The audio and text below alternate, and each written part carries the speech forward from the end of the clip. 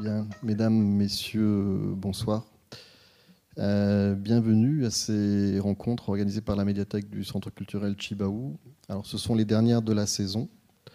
Donc, je tenais à vous remercier pour votre fidélité, même si ce soir le public est un petit peu plus clairsemé que d'habitude. Il faut dire que l'offre culturelle était assez riche. 2 conférences, une causerie, une projection à la province sud, pour ne pas la nommer. Ce qui faisait sans doute beaucoup, et puis peut-être aussi la perspective pour quelques personnes du public de savoir maintenant que la chaîne Calédonia rediffuse ensuite sur ses antennes et sur sa chaîne YouTube les conférences en question. Une petite musique. Donc ce soir, nous avons le plaisir de recevoir Angélique Statsny. J'espère que je n'écorche pas votre nom.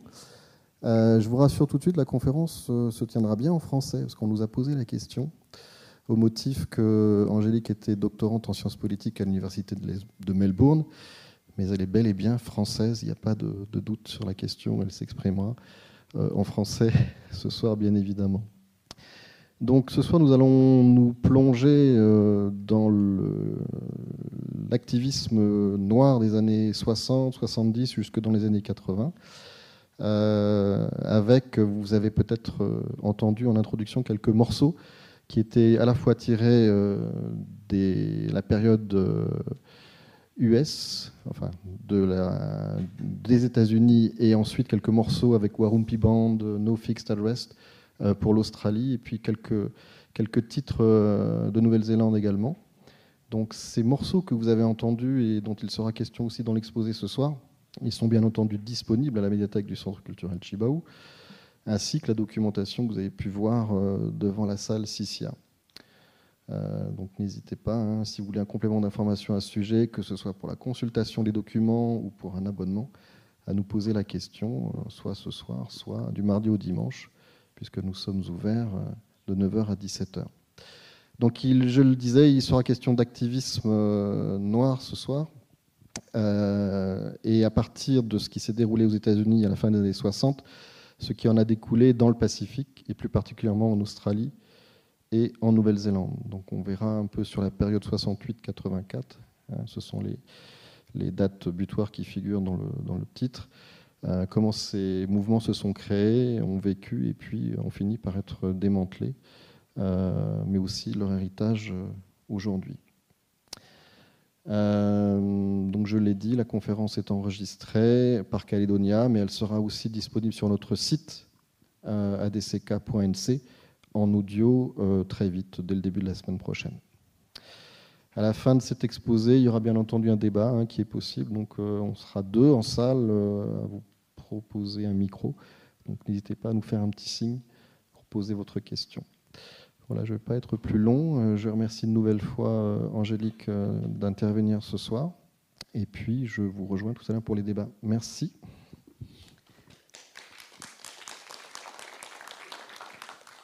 Bonsoir à tous et merci Manuel pour l'introduction.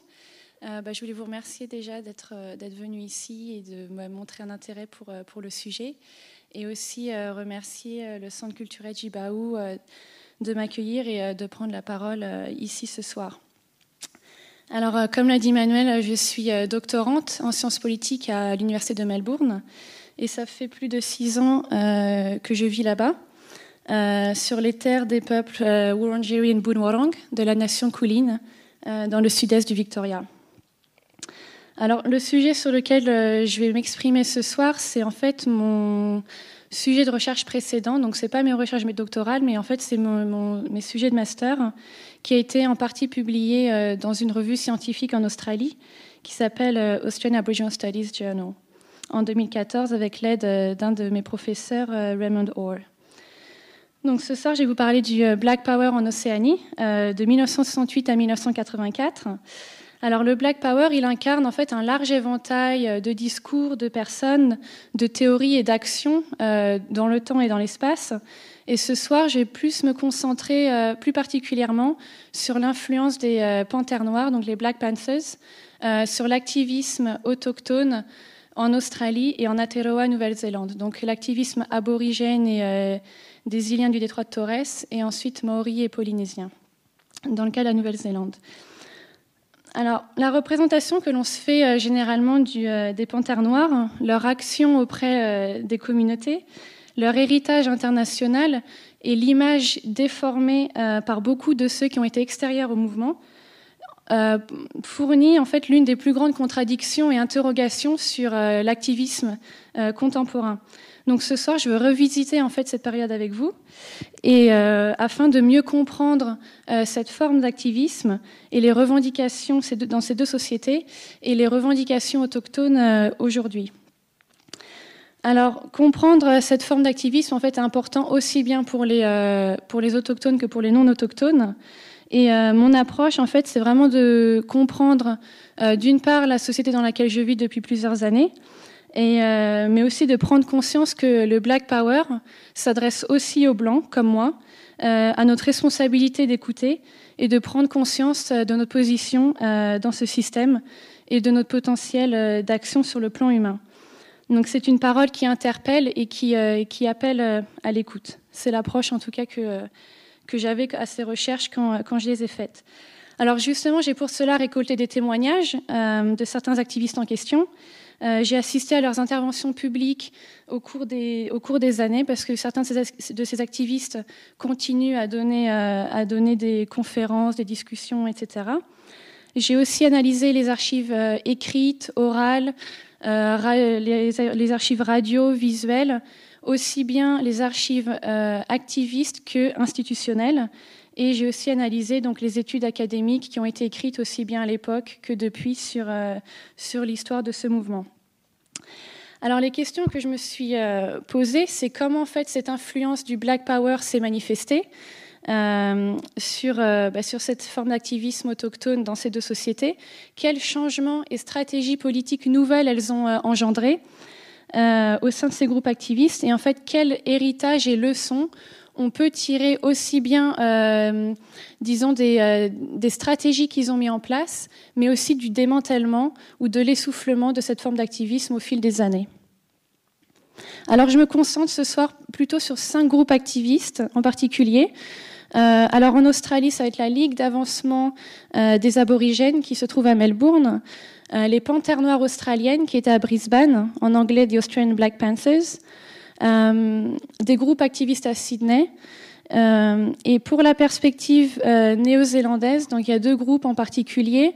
Le groupe Natamatoa, qui veut dire jeunes guerriers, qui était un groupe activiste maori, et les Panthères polynésiennes.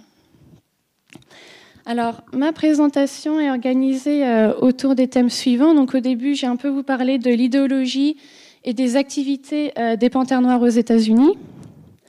Ensuite, de la situation sociale, économique et politique en Australie, en Aotearoa, Nouvelle-Zélande, qui ont fait en fait que le Black Power a été adopté par ces activistes à cette époque. Donc, quel a été le ferment en fait dans ces sociétés-là qui a fait que ça a pris de l'ampleur? Ensuite, j'ai parlé des réseaux activistes, donc en comment les réseaux se sont créés entre les activistes au niveau international, donc entre les États-Unis et l'Océanie, au niveau plus régional, entre l'Australie et Aotearoa, Nouvelle-Zélande, et enfin, au niveau local, comment en fait dans ces 2 sociétés respectives, les activistes de différentes communautés urbaines, de différentes tribus, de différentes nations aborigènes et de d'iwi maori se sont rassemblés autour de cette idéologie. Ensuite, j'ai parlé donc des organisations activistes et plus particulièrement donc quels programmes ils ont mis en place. Et enfin, donc leur essoufflement et leur démantèlement. Donc comment expliquer qu'au fil des années, elles se sont démantelées, ces organisations, presque dans la totalité, pas toutes, mais presque dans la totalité. Et enfin, rapidement en conclusion, j'ai rapidement parlé quelle trace, quel héritage on peut voir aujourd'hui dans l'activisme autochtone dans ces sociétés-là.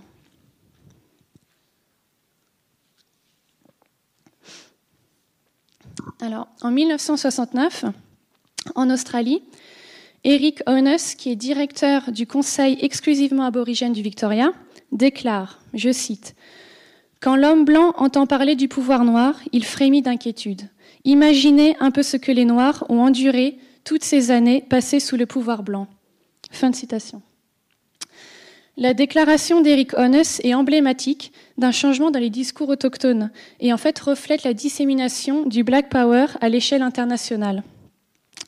Dans les années 60, en fait, la conscience noire n'était pas une chose nouvelle dans ces formes d'activisme, aussi bien en Australie qu'en Aotearoa, Nouvelle-Zélande.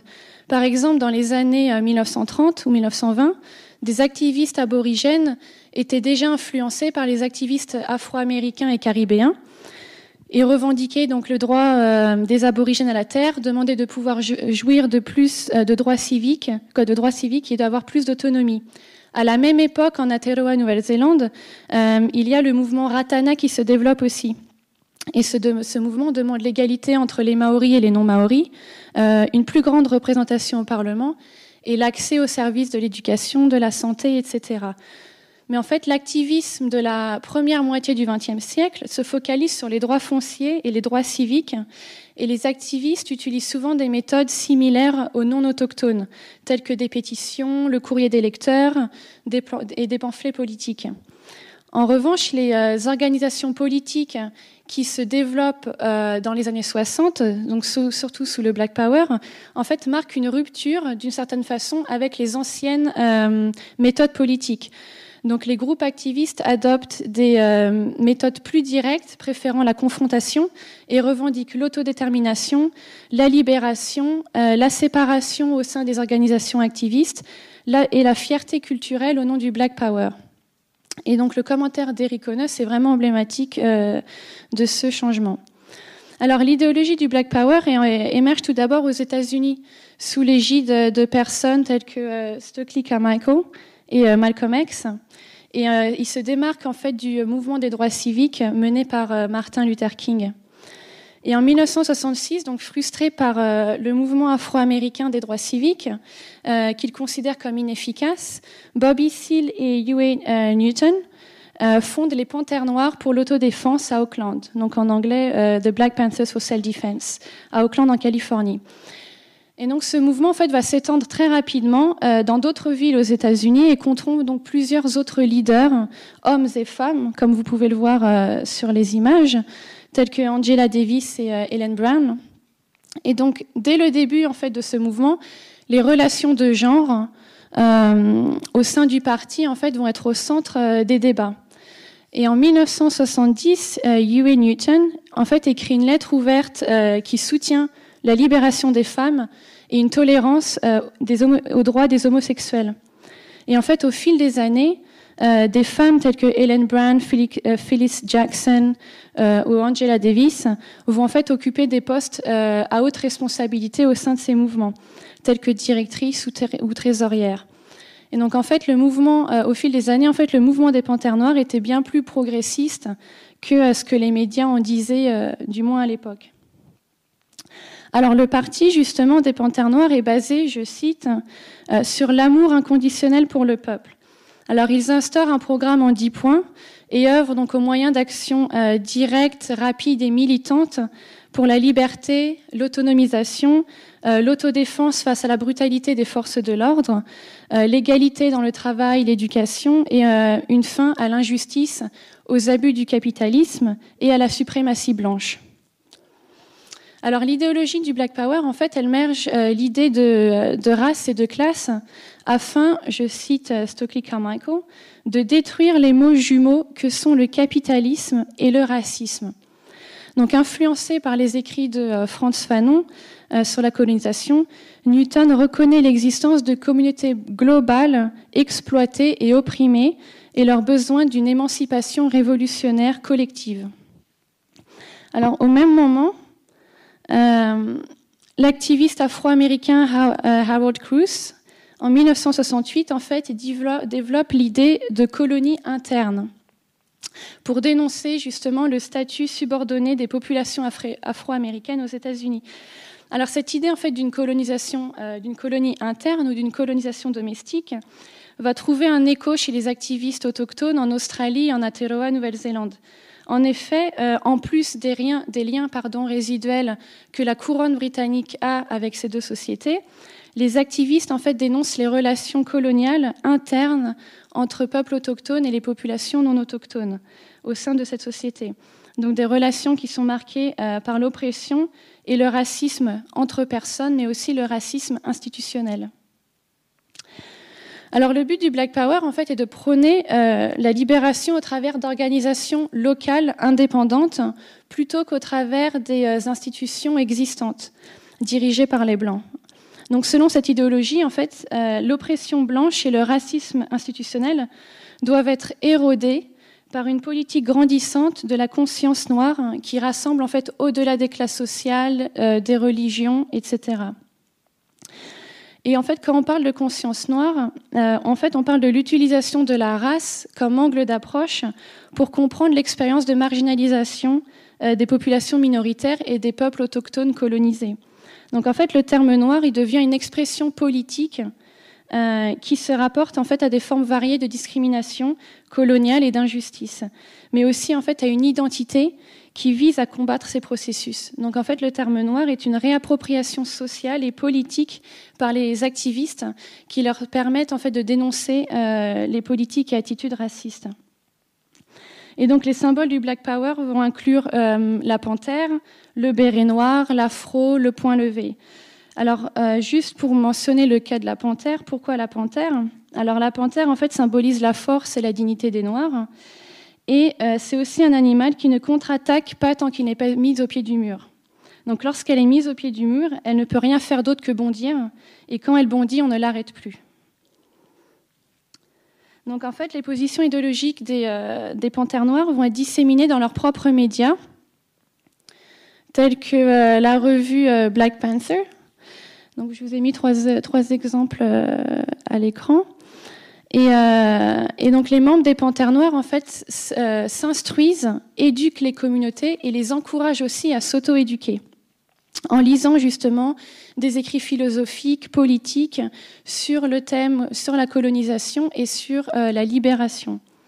Donc, le mouvement des Panthères Noires aux États-Unis, en fait, va publier une liste de lectures recommandées qui inclut des penseurs tels que Frantz Fanon, Albert Memmi, Malcolm X et Kwame Nkrumah. Donc c'est un petit échantillon d'une plus longue liste. Et donc en dehors de cette éducation par le biais de ces listes de lectures recommandées, le groupe, le parti, crée aussi des écoles des Panthères Noires pour la libération. Donc, qui leur permettent justement d'éduquer selon l'idéologie du Black Power sur la situation au niveau des États-Unis et la situation au niveau international. Et donc, rapidement, en fait, ces consciences noires s'étendent au-delà des frontières et articulent une notion d'exploitation et de soumission coloniale et capitaliste à l'échelle globale. En Océanie, donc des groupes activistes aborigènes et polynésiens en Nouvelle-Zélande adoptent et adaptent ces méthodes à leur réalité locale. Donc j'ai un peu parlé du contexte en fait social et politique de ces deux sociétés qui explique pourquoi elles sont si réceptives à cette forme d'activisme.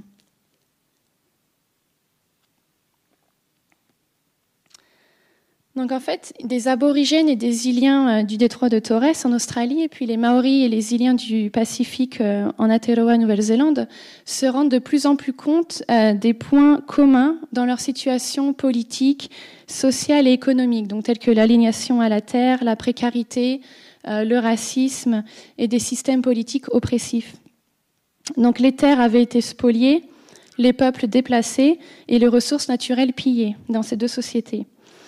Aux États-Unis, pour les Afro-Américains, le lien à la terre des activistes afro-américains avait été rompu par l'esclavage transatlantique et l'appel de Malcolm X à l'époque d'un retour à l'Afrique, donc qu'il soit physique, soit philosophique, va trouver en fait un écho chez les peuples autochtones en Australie et en Aotearoa, Nouvelle-Zélande, qui eux en fait revendiquent et appellent à un retour aux terres ancestrales et dénoncent une relation coloniale à la terre qui est fondée sur l'exploitation.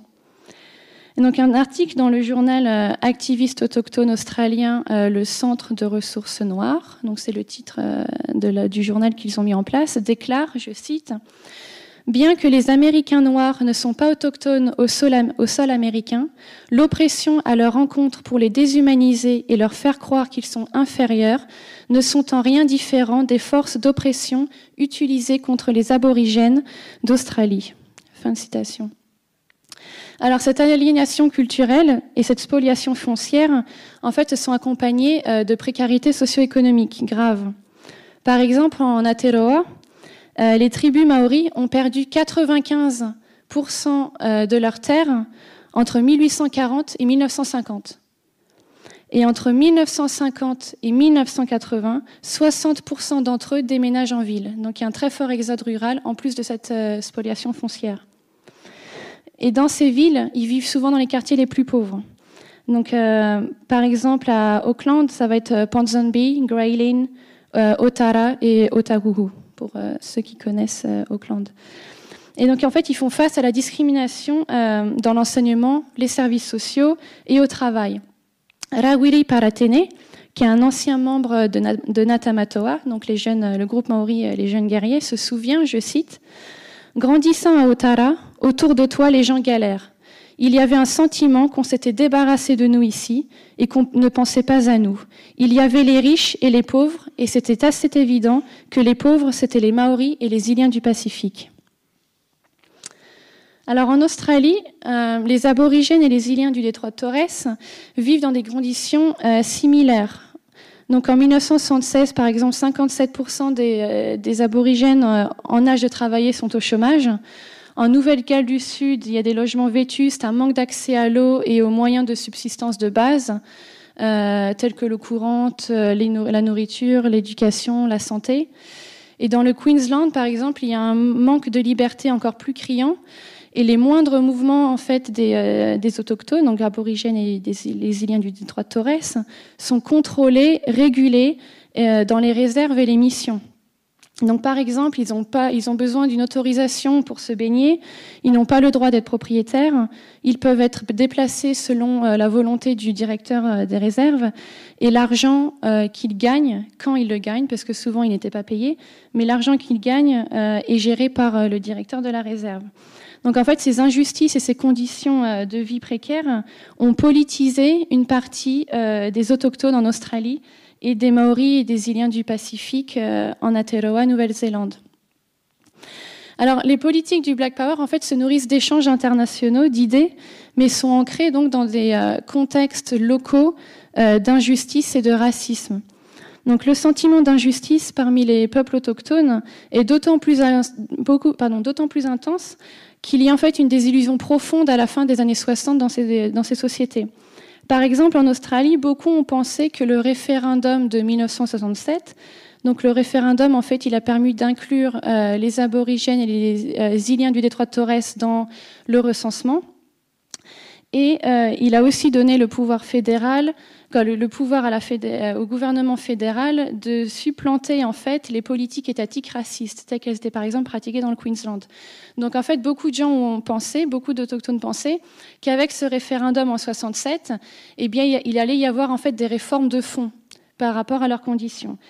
Mais en réalité, le gouvernement et beaucoup de non-autochtones en fait ont vu ça comme un moyen de faciliter l'assimilation. Et donc ce manque de changement après le référendum de 67 a mené en fait à un sentiment de frustration et d'impatience similaire à celui qui avait lieu en 1965 aux États-Unis après le projet de loi sur les droits civiques qui pénalisa donc la discrimination et la ségrégation et l'acte de droit de vote de 65 aussi. Donc en fait cette prise de conscience d'une impasse politique enclenche une nouvelle étape dans l'activisme autochtone. Et les autochtones urbains, aliénés, en fait, ressentent cette discrimination d'autant plus, s'y opposent encore plus farouchement et sont donc les plus réceptifs à l'activisme noir et à la fierté noire. Un ancien membre des Panthères noires états-uniennes, par exemple, Jamal Joseph, dit par exemple « Les Panthères n'ont pas inventé l'idée que le noir est beau, mais une chose que les Panthères ont fait, c'est prouver que le noir urbain est beau. Dès lors, avec cette conscience noire, en fait, un réseau d'échange va se mettre en place. Donc, je vais vous parler un peu plus des réseaux justement, qui se sont mis en place. Et en fait, la conscience noire dans ces deux sociétés, donc en Australie et en Aotéaroa, Nouvelle-Zélande, va être introduite par, disons, 3 voies intellectuelles, ou en tout cas à 3 niveaux différents. Donc la première, elle est internationale, et il y a eu de très forts échanges en fait entre les activistes nord-américains et les activistes en Océanie. Ensuite, il y a aussi des échanges qui se font au niveau, disons plutôt au niveau régional, c'est-à-dire entre les activistes en Australie et les activistes en Aotéaroa, Nouvelle-Zélande. Et enfin, il y a les échanges au niveau intranational ou local, c'est-à-dire que les aborigènes de différents endroits ou les autochtones de différentes villes, de différentes tribus, etc., commencent à se rassembler et de plus en plus justement autour de cette idéologie du Black Power pour revendiquer leurs droits. Donc vraiment, elle est tridimensionnelle, la conscience noire, ou du moins comment elle se disperse. Alors au niveau international, la dissémination de l'idéologie du Black Power va se faire au moyen de pamphlets politiques, d'œuvres phares d'écrivains de la conscience noire. Par exemple, le révérend Mua Strixon-Pua, donc, qui est un ancien membre des Panthères polynésiennes, mentionne que les écrits de Du Bois et de Malcolm X en fait, ont eu une influence majeure sur son esprit et sur le développement de son idéologie politique. Et il explique en fait que ces œuvres ont été un tournant, et c'est à partir de ce moment-là qu'il a utilisé le terme noir comme une expression politique et un appel à un changement social. En Australie, l'arrivée aussi à Sydney à la fin des années 60 des soldats afro-américains en permission servant dans la guerre du Vietnam mène en fait à une prise de conscience des aborigènes et des îliens du détroit de Torres. L'activiste Gary Foley, que vous voyez à droite sur la photo, explique en fait que ces interactions entre les soldats afro-américains et les communautés aborigènes ont contribué à le politiser. Alma Thorpe, une autre activiste qui est en bas sur l'image, cite entre autres donc l'influence de Malcolm X, Stokely Carmichael, Frantz Fanon et Roosevelt Brown. Et donc en fait rapidement, les aborigènes, les îliens du détroit de Torres, les Maoris et les îliens du Pacifique en Nouvelle-Zélande en fait vont adopter l'image et la rhétorique du Black Power, donc les bérets noirs, le poing levé, l'afro, etc. Et ceux qui sont opposés au Black Power vont être surnommés Oncle Tom et considérés comme des vendus. Alors, des réseaux transnationaux en fait se tissent entre ces activistes et une solidarité se forme pour un même combat contre le colonialisme, le racisme et le capitalisme. Cette solidarité s'étend au-delà en fait d'une histoire similaire et en fait devient la base d'une réponse politique partagée. C'est-à-dire qu'en clair, face à des problèmes similaires, les tactiques similaires vont être adoptées. Donc, par exemple, comment ces réseaux se manifestent ?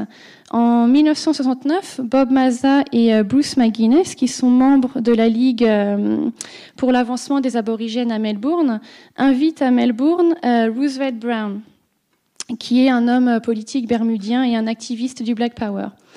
Roosevelt Brown critique à l'époque l'Australie blanche, qui est une politique de ségrégation, et prône l'autonomie gouvernementale.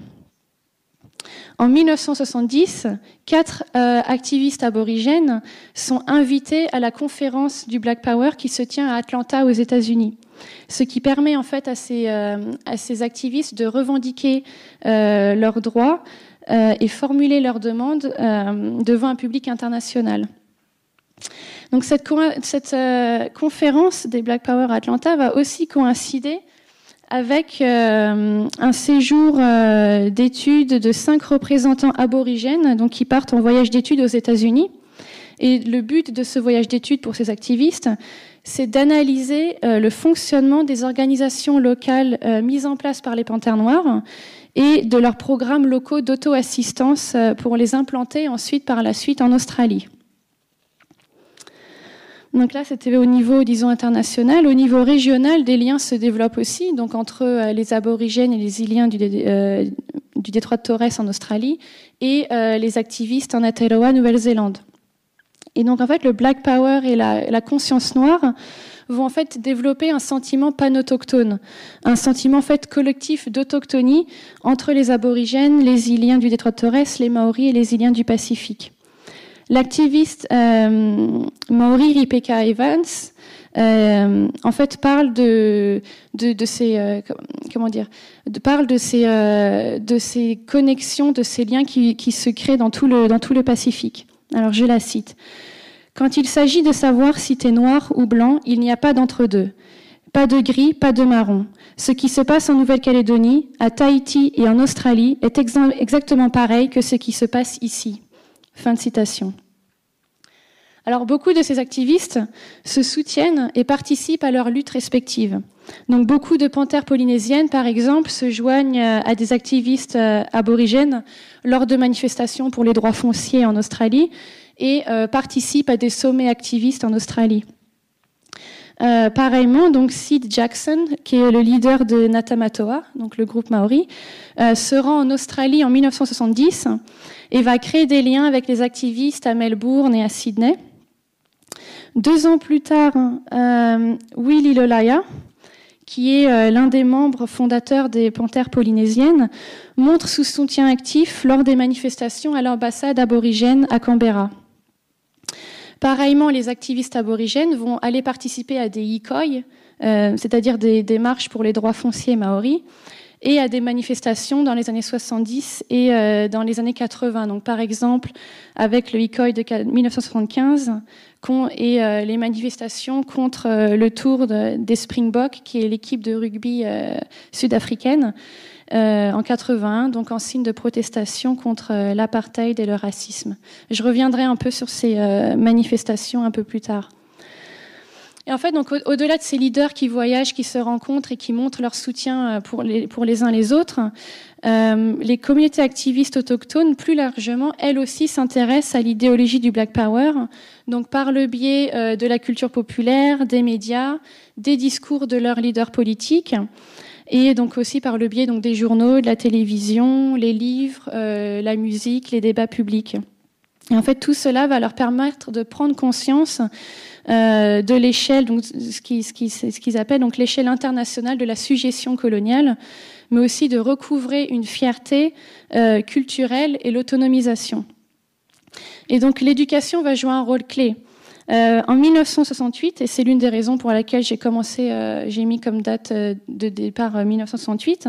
En 1968, en Australie, ils vont commencer à se créer des réseaux tels qu'à Melbourne le Koori Club et à Sydney donc la Fédération des affaires aborigènes en fait, qui organise des cycles de discussions régulières justement pour discuter et pour sensibiliser à ce qui se passe dans ces sociétés-là et aussi à sensibiliser par rapport à l'idéologie du Black Power. Donc les Panthères noires australiennes à Brisbane, qui sont basées à Brisbane, vont aussi créer des centres éducatifs locaux gratuits. Les aborigènes à Melbourne et à Sydney vont organiser des projections de films.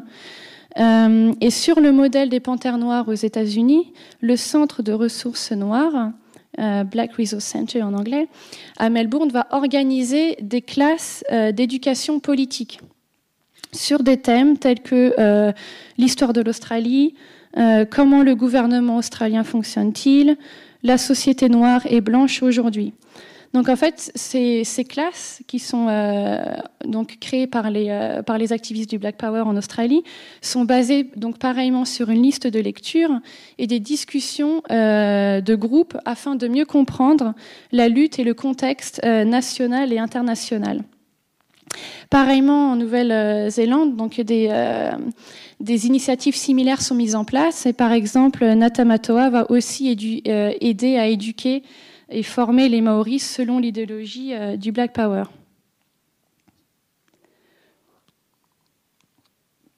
Alors enfin, au niveau, disons plus local ou intranational, des solidarités vont aussi se former donc, entre les divers peuples autochtones et les divers groupes activistes en Australie et en Nouvelle-Zélande respectivement. Donc, par exemple, des activistes à Sydney vont se mettre en contact avec des activistes à Brisbane, tels que Dennis Walker et Don Brady, et ensuite à Melbourne. Et cette solidarité, en fait, va se renforcer considérablement, avec la mise en place de l'ambassade aborigène à Canberra, donc sur la pelouse en face du Parlement en 1972. Et donc, en fait, cette ambassade aborigène dont le geste est très symbolique, qui revendique la souveraineté autochtone, cette ambassade aborigène va rassembler des aborigènes de toute l'Australie. Donc aussi bien des hommes que des femmes, de toutes générations confondues. Donc par exemple Roberta Sykes, qui a été une activiste très centrale au mouvement, Maman Shirley également, et Bob Bellier. Et en fait, à cette ambassade aborigène, les activistes vont organiser des représentations théâtrales pour sensibiliser la population et aussi les peuples autochtones à la situation des aborigènes et à la situation internationale. Donc vraiment, il y aura cette utilisation. Bon, je vais pas trop développer cette question-là ce soir, mais il y a une très grande en fait utilisation de l'expression artistique et culturelle à cette époque. Donc par le biais de la musique, du théâtre, de la poésie, etc. Et donc ça c'est l'un des exemples qui se met en place à cette époque. En Aotearoa, Nouvelle-Zélande, donc Barry Barclay, qui est membre du groupe activiste Natamatoa et qui est réalisateur, va coproduire le documentaire en 6 épisodes Tangata Whenua, le peuple de la terre, qui en fait présente une iwi, donc une tribu maori, différente à chaque épisode. Et il est diffusé à la télévision à heure de grande écoute en 1974, et 1/3 de la population néo-zélandaise aura regardé ce programme. Donc l'historien Michael King considère que Tangata Whenua a brisé je cite, a brisé le moule monoculturel de la télévision néo-zélandaise. Fin de citation. Donc ce documentaire en fait permet aux Maoris de parler en leur propre nom et de refléter leur propre point de vue. Et en fait, donc ces liens internationaux qui se développent entre leaders politiques, mais en fait ces liens vont aussi toucher profondément l'ensemble des communautés autochtones et des peuples autochtones à cette époque. Par ailleurs, donc le Wikoi de 1975 unifie les Maoris d'iwi différents dans une lutte commune pour les droits fonciers. Donc ça aura un peu un impact similaire que l'ambassade aborigène en 1972, de vraiment unificateur entre les différentes iwi maoris. Et donc pour beaucoup, en fait, en Aotearoa, Nouvelle-Zélande, cette, disons, pan-autochtonie, cette unification autour de l'autochtonie va non seulement inclure les Maoris, mais aussi les Polynésiens, donc les îliens du Pacifique, qui vont lutter aux côtés des Maoris dans une solidarité polynésienne, on va dire, contre le racisme. Et donc, en fait, cette solidarité va régénérer et consolider l'activisme autochtone, mais il va aussi refaçonner considérablement les relations entre les autochtones et les non-autochtones. Alors, justement, quelle a été en fait l'influence du Black Power sur les organisations activistes qui ont été mises en place ou celles qui sont déjà existantes? Donc, c'est le point que je vais aborder maintenant. Donc en Australie, avec l'arrivée du Black Power, en fait, il y a des nouveaux groupes activistes qui vont émerger, que j'ai déjà cités, donc les Panthères Noires australiennes en Australie à Brisbane, et en Aotearoa, Nouvelle-Zélande, Natamatoa et les Panthères polynésiennes. Et donc l'idéologie du Black Power redéfinit les identités autochtones dans ces deux sociétés et transforme profondément les organisations activistes, aussi bien dans leur mode de fonctionnement que dans les méthodes qu'elles vont adopter. Donc en Australie, en 1971, Dennis Walker, que vous voyez au centre de l'image, et Sam Watson fondent les Panthères Noires australiennes. Donc, qui rassemble à nouveau, j'ai mis juste pour donner un peu un exemple, mais qui rassemble des personnes de diverses origines, mais aussi de genres différents. Donc, il y a aussi bien des hommes que des femmes. Je mets l'accent parce que souvent, ça a toujours été un mouvement qui a été vraiment perçu comme étant un mouvement très masculin. Mais dans la réalité, il y avait une beaucoup plus grande bon, vous comprenez, diversité. Et donc en Aotéaroa, Nouvelle-Zélande, à la suite d'une conférence en fait des leaders politiques maoris à Auckland, en fait un groupe étudiant activiste crée Ngatamatoa en 1970. Et un an plus tard, dans le quartier réputé, on va dire, activiste de Ponsonby, les panthères polynésiennes vont émerger également.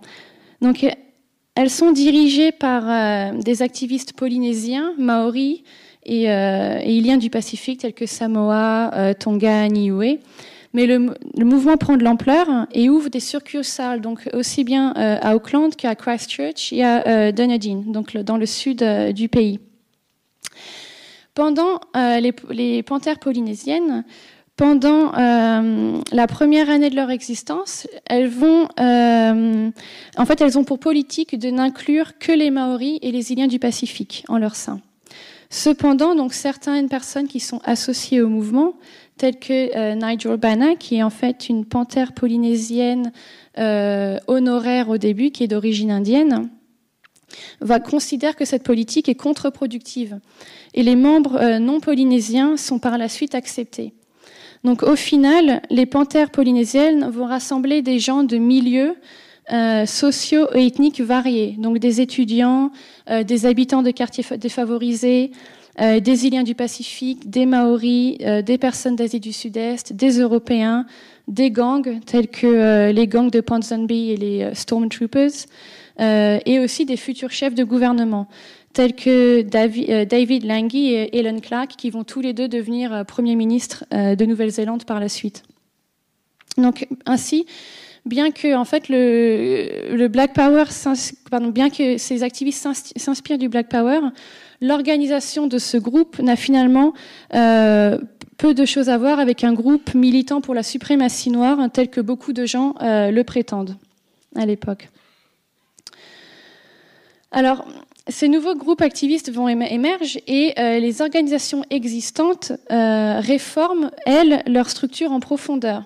Donc la direction de ces organisations, qui étaient traditionnellement aux mains des non-autochtones, est transférée aux autochtones.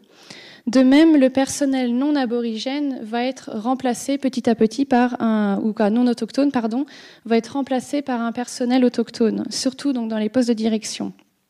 Ainsi, le 17 septembre 1969, la Ligue pour l'avancement des aborigènes du Victoria décide, je cite, « Les aborigènes du Victoria remplacent tous les membres non aborigènes au sein du comité ainsi qu'à tous les postes rémunérés et que des mesures immédiates soient prises pour trouver ce personnel aborigène. » Dans un de ses bulletins d'information, la Ligue pour l'avancement des aborigènes va déclarer, cette même année, « La Ligue existe pour le bénéfice des aborigènes. Ses membres aborigènes sont à même de dire à la Ligue ce qu'elle devrait être et ce qu'elle devrait faire pour servir au mieux les intérêts des aborigènes.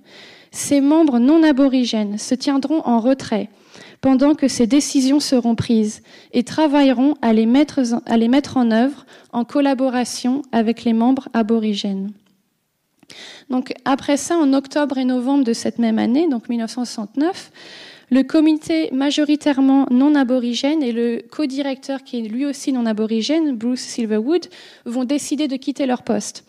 En l'espace d'un an, la Ligue pour l'avancement des aborigènes du Victoria est en grande partie gérée par des aborigènes. Et la Ligue des aborigènes australiens, qui en fait est devenue un service exclusivement aborigène au sein de cette Ligue pour l'avancement des aborigènes. Et donc les non-aborigènes dans ces organisations ont désormais un rôle d'appui plutôt qu'un rôle de contrôle. Et ces changements sont soudains et sans précédent. Donc les non-aborigènes ne sont pas complètement exclus. En réalité, la masse de ces groupes et de ces organisations activistes est assez hétérogène, comme je l'ai déjà montré dans le cas de la Nouvelle-Zélande. Et en fait, ces organisations vont reposer sur l'aide de personnes de milieux et d'origines et de compétences variées. Donc, cependant, tandis que qu'un aspect de la Ligue, en fait, pour l'avancement des aborigènes, donc avant le Black Power, était de créer des relations positives entre autochtones et non autochtones. La période du Black Power, elle, souligne la fonction instrumentale des non-aborigènes pour le mieux-être des autochtones. Le directeur de la Ligue, le nouveau directeur de la Ligue, Bruce McGuinness, en 1969, déclare que le but ultime de la coopération entre aborigènes et non-aborigènes est, je cite, « le droit des aborigènes de contrôler leurs propres affaires, mais d'atteindre ce but avec l'aide, le soutien et la bonne volonté de la communauté européenne ».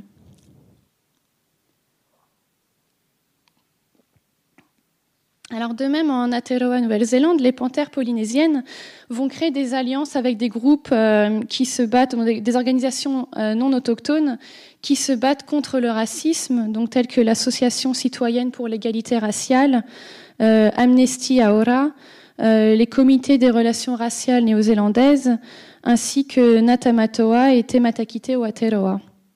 Et donc les non autochtones, avec des expertises, sont davantage acceptés donc une fois que les services et les programmes vont être mis en place.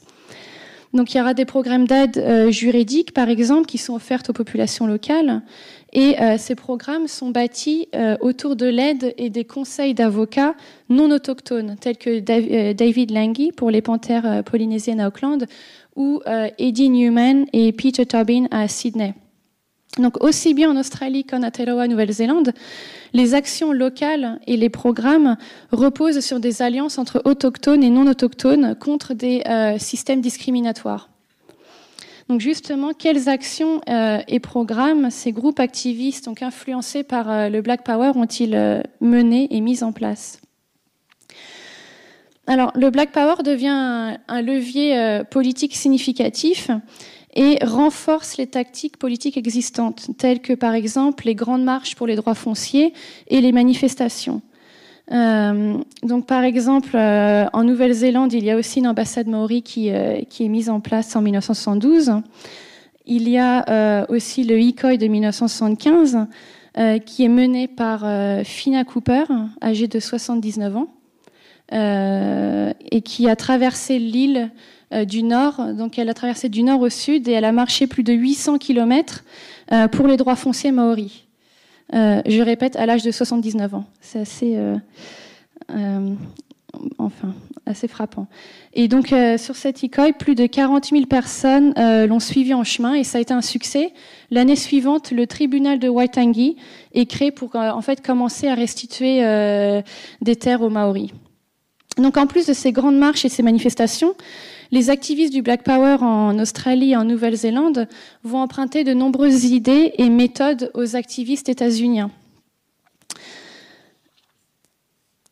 Mais en fait, ce processus d'adaptation des méthodes va être flexible. Ça ne va pas être que juste du calquer ou copier-coller.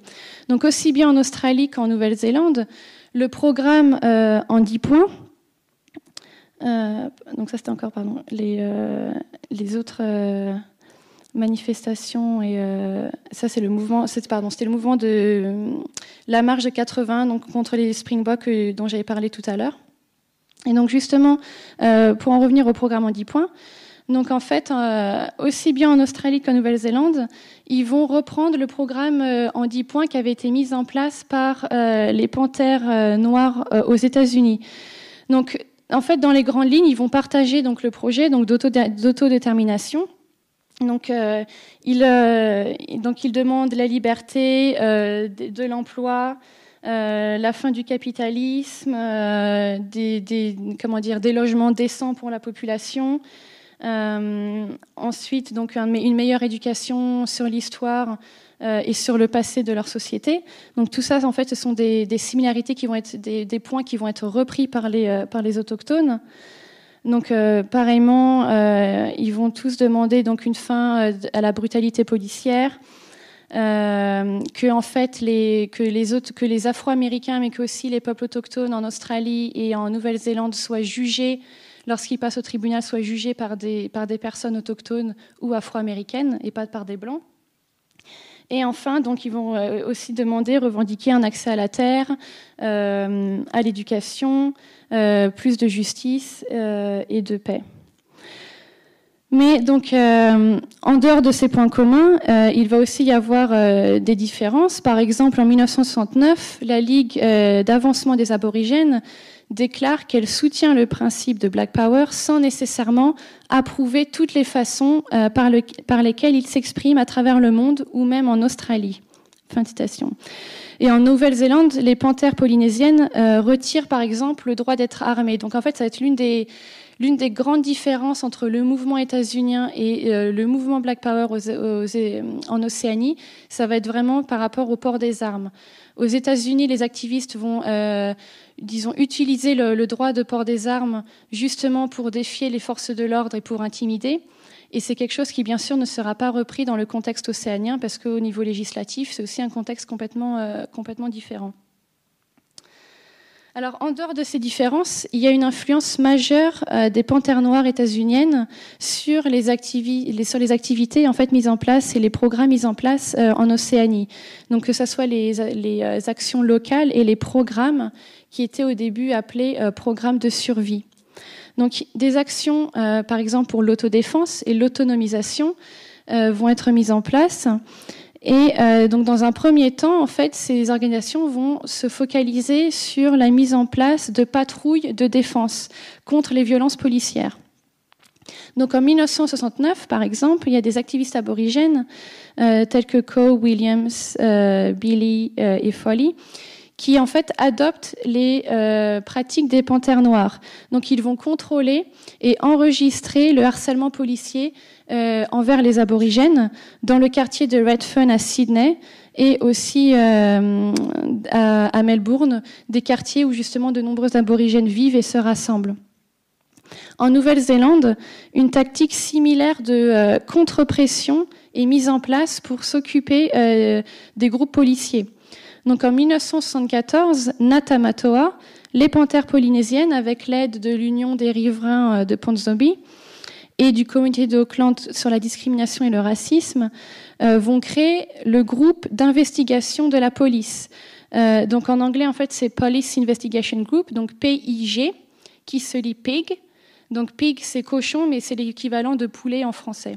Donc en fait, c'est le nom qu'ils donnent à ces poulets pour nommer le nom pour nommer les forces de l'ordre. Et donc en fait, ils vont utiliser ce nom, donc groupe d'investigation de la police, pour justement faire les patrouilles, pour contrôler les abus des forces de l'ordre.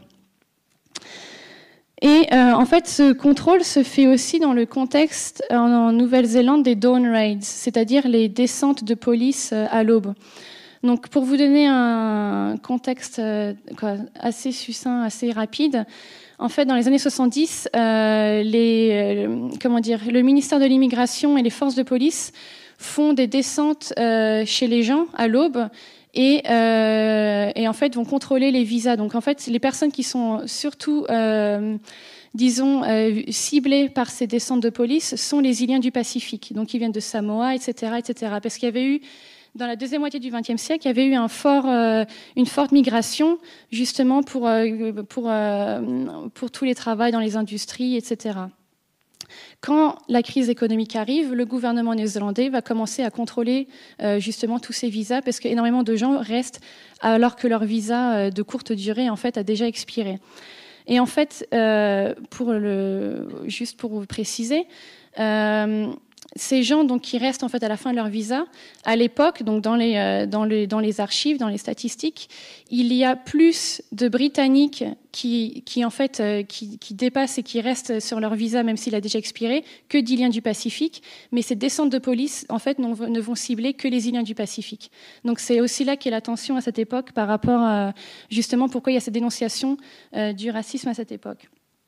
Et donc, dans ce contexte des dawn raids et justement de ces groupes d'investigation de la police, donc afin justement de souligner l'illégitimité de l'oppression blanche en Nouvelle-Zélande, un groupe de panthères polynésiennes va protester à l'aube devant le domicile du ministre de l'Immigration, Bill Birch, avec des projecteurs et des mégaphones. criant Bill Birch, sortez immédiatement, munis de votre passeport. Nous sommes des membres du mouvement de libération Aotearoa. Vous avez 24 heures pour prouver que vous avez un permis légal pour rester dans ce pays. Et donc, selon les panthères polynésiennes que j'ai interviewées, dans les 2 semaines suivant de telles actions, le gouvernement a arrêté les descentes policières à l'aube, donc qui est appelé dawn raids.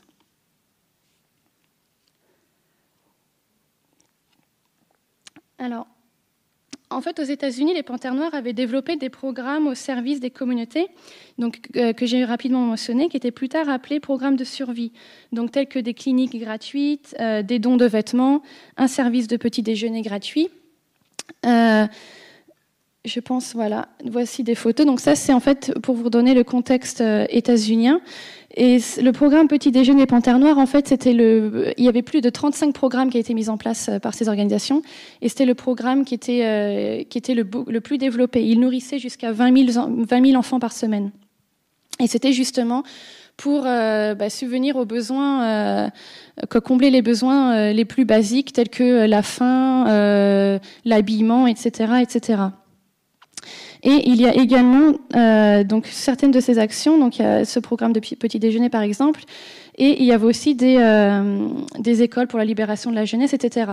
Et en fait, ces programmes vont être adoptés et adaptés aux besoins locaux.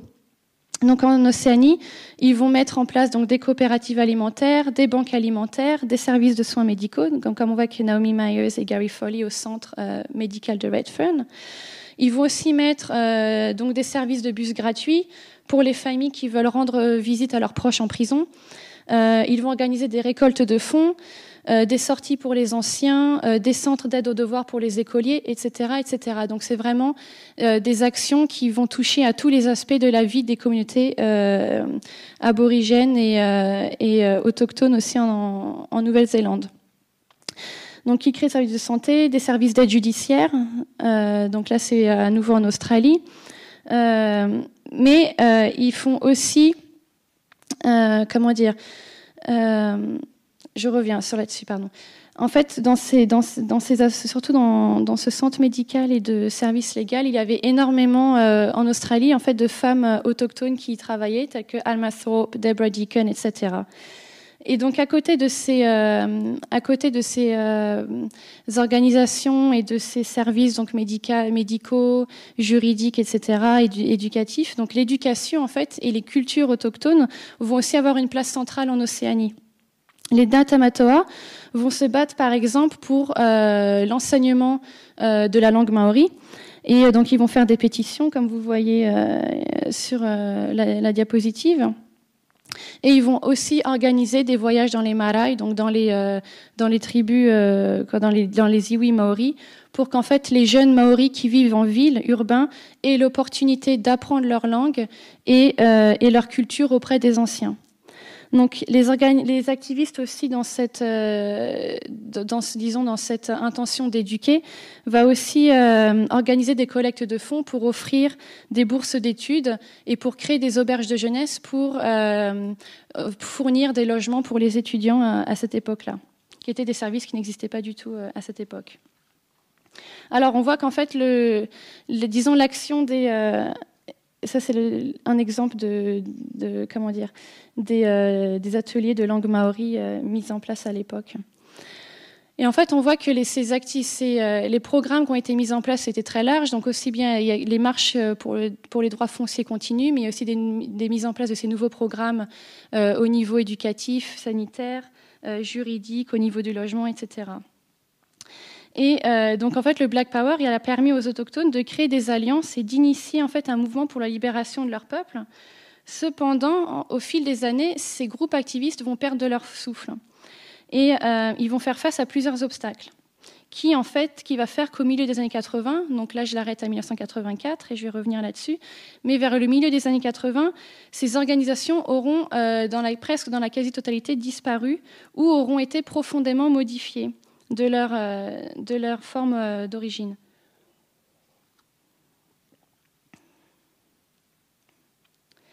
Alors, l'un des obstacles, ça a été la stigmatisation des médias. Alors qu'en fait, ce sentiment d'une fraternité noire a régénéré et renforcé l'activisme autochtone dans ces deux sociétés, et que les programmes locaux ont ramené les peuples autochtones sur le chemin de l'autodétermination, la refonte des rapports entre autochtones et non autochtones a nourri en fait une presse sensationnelle et stigmatisante à l'époque. Et en fait, ça a résulté en une rupture entre ces groupes activistes et le reste de la société. Donc, malgré la bonne volonté et la collaboration interethnique qui existait au sein de ces groupes activistes, les médias en fait, ont présenté la refonte des organisations autochtones avec les autochtones dans les postes de direction et de décision comme un processus aliénant les Blancs. Un membre des Panthères polynésiennes rapporte par exemple, je cite, « On a le sentiment que généralement certains Pakeha, donc les Pakeha c'est les Néo-Zélandais d'origine européenne, sont contre nous parce qu'ils ne comprennent pas ce que nous faisons. » Fin de citation. Les journaux et la télévision avaient des idées aussi arrêtées sur ce qu'était le mouvement et quel était le but de ce mouvement. Un entretien télévisé, par exemple, avec la panthère noire, la panthère polynésienne Tigi Lonès se déroule ainsi, donc je cite le journaliste. « Les Polynésiens et les Maoris ont une certaine réputation pour être violents, casser des bouteilles sur la tête des gens, être bagarreurs et ce genre de choses. Ne pensez vraiment vous pas que c'est bien le cas ?» À quoi Tigi Lonès répond « Oui, cela arrive, mais le fait que des journalistes comme vous le montent en épingle, c'est quelque chose qui fait vendre, n'est-ce pas ?» Fin de citation. Donc, peu importe les circonstances, en fait, les activistes autochtones étaient surtout représentés comme étant violents et perturbateurs. Les médias ont concentré leur attention sur les troubles plutôt que sur les efforts de ces activistes pour leur communauté et leur impact positif sur celle-ci. Pareillement, en Australie, les activistes faisaient face aux mêmes préjugés et les mutations structurelles des organisations autochtones, donc telles que la Ligue des avancements pour les aborigènes, dont j'ai parlé avant, étaient diabolisées et qualifiées, je cite, de dictature noire et de lutte raciale, alors qu'en réalité, en fait, dans ces organisations, les oppositions qui se manifestaient en fait, au sein de ces organisations étaient plus générationnelles que raciales. C'est-à-dire que les anciens étaient souvent plus réticents à un changement trop soudain au sein de ces groupes. Et donc, il en résulte malgré tout, avec cette stigmatisation des médias, que le soutien financier de la part des non-autochtones va commencer à s'amoindrir de plus en plus. Et Bruce McGuinness conclut, je cite, « Il est assez clair que les gens veulent soutenir les aborigènes uniquement si les aborigènes restent à leur place sous la supervision des Blancs. » Fin de citation. Et donc le manque de soutien extérieur et la stigmatisation du Black Power par les médias ont limité leur envergure sur le temps.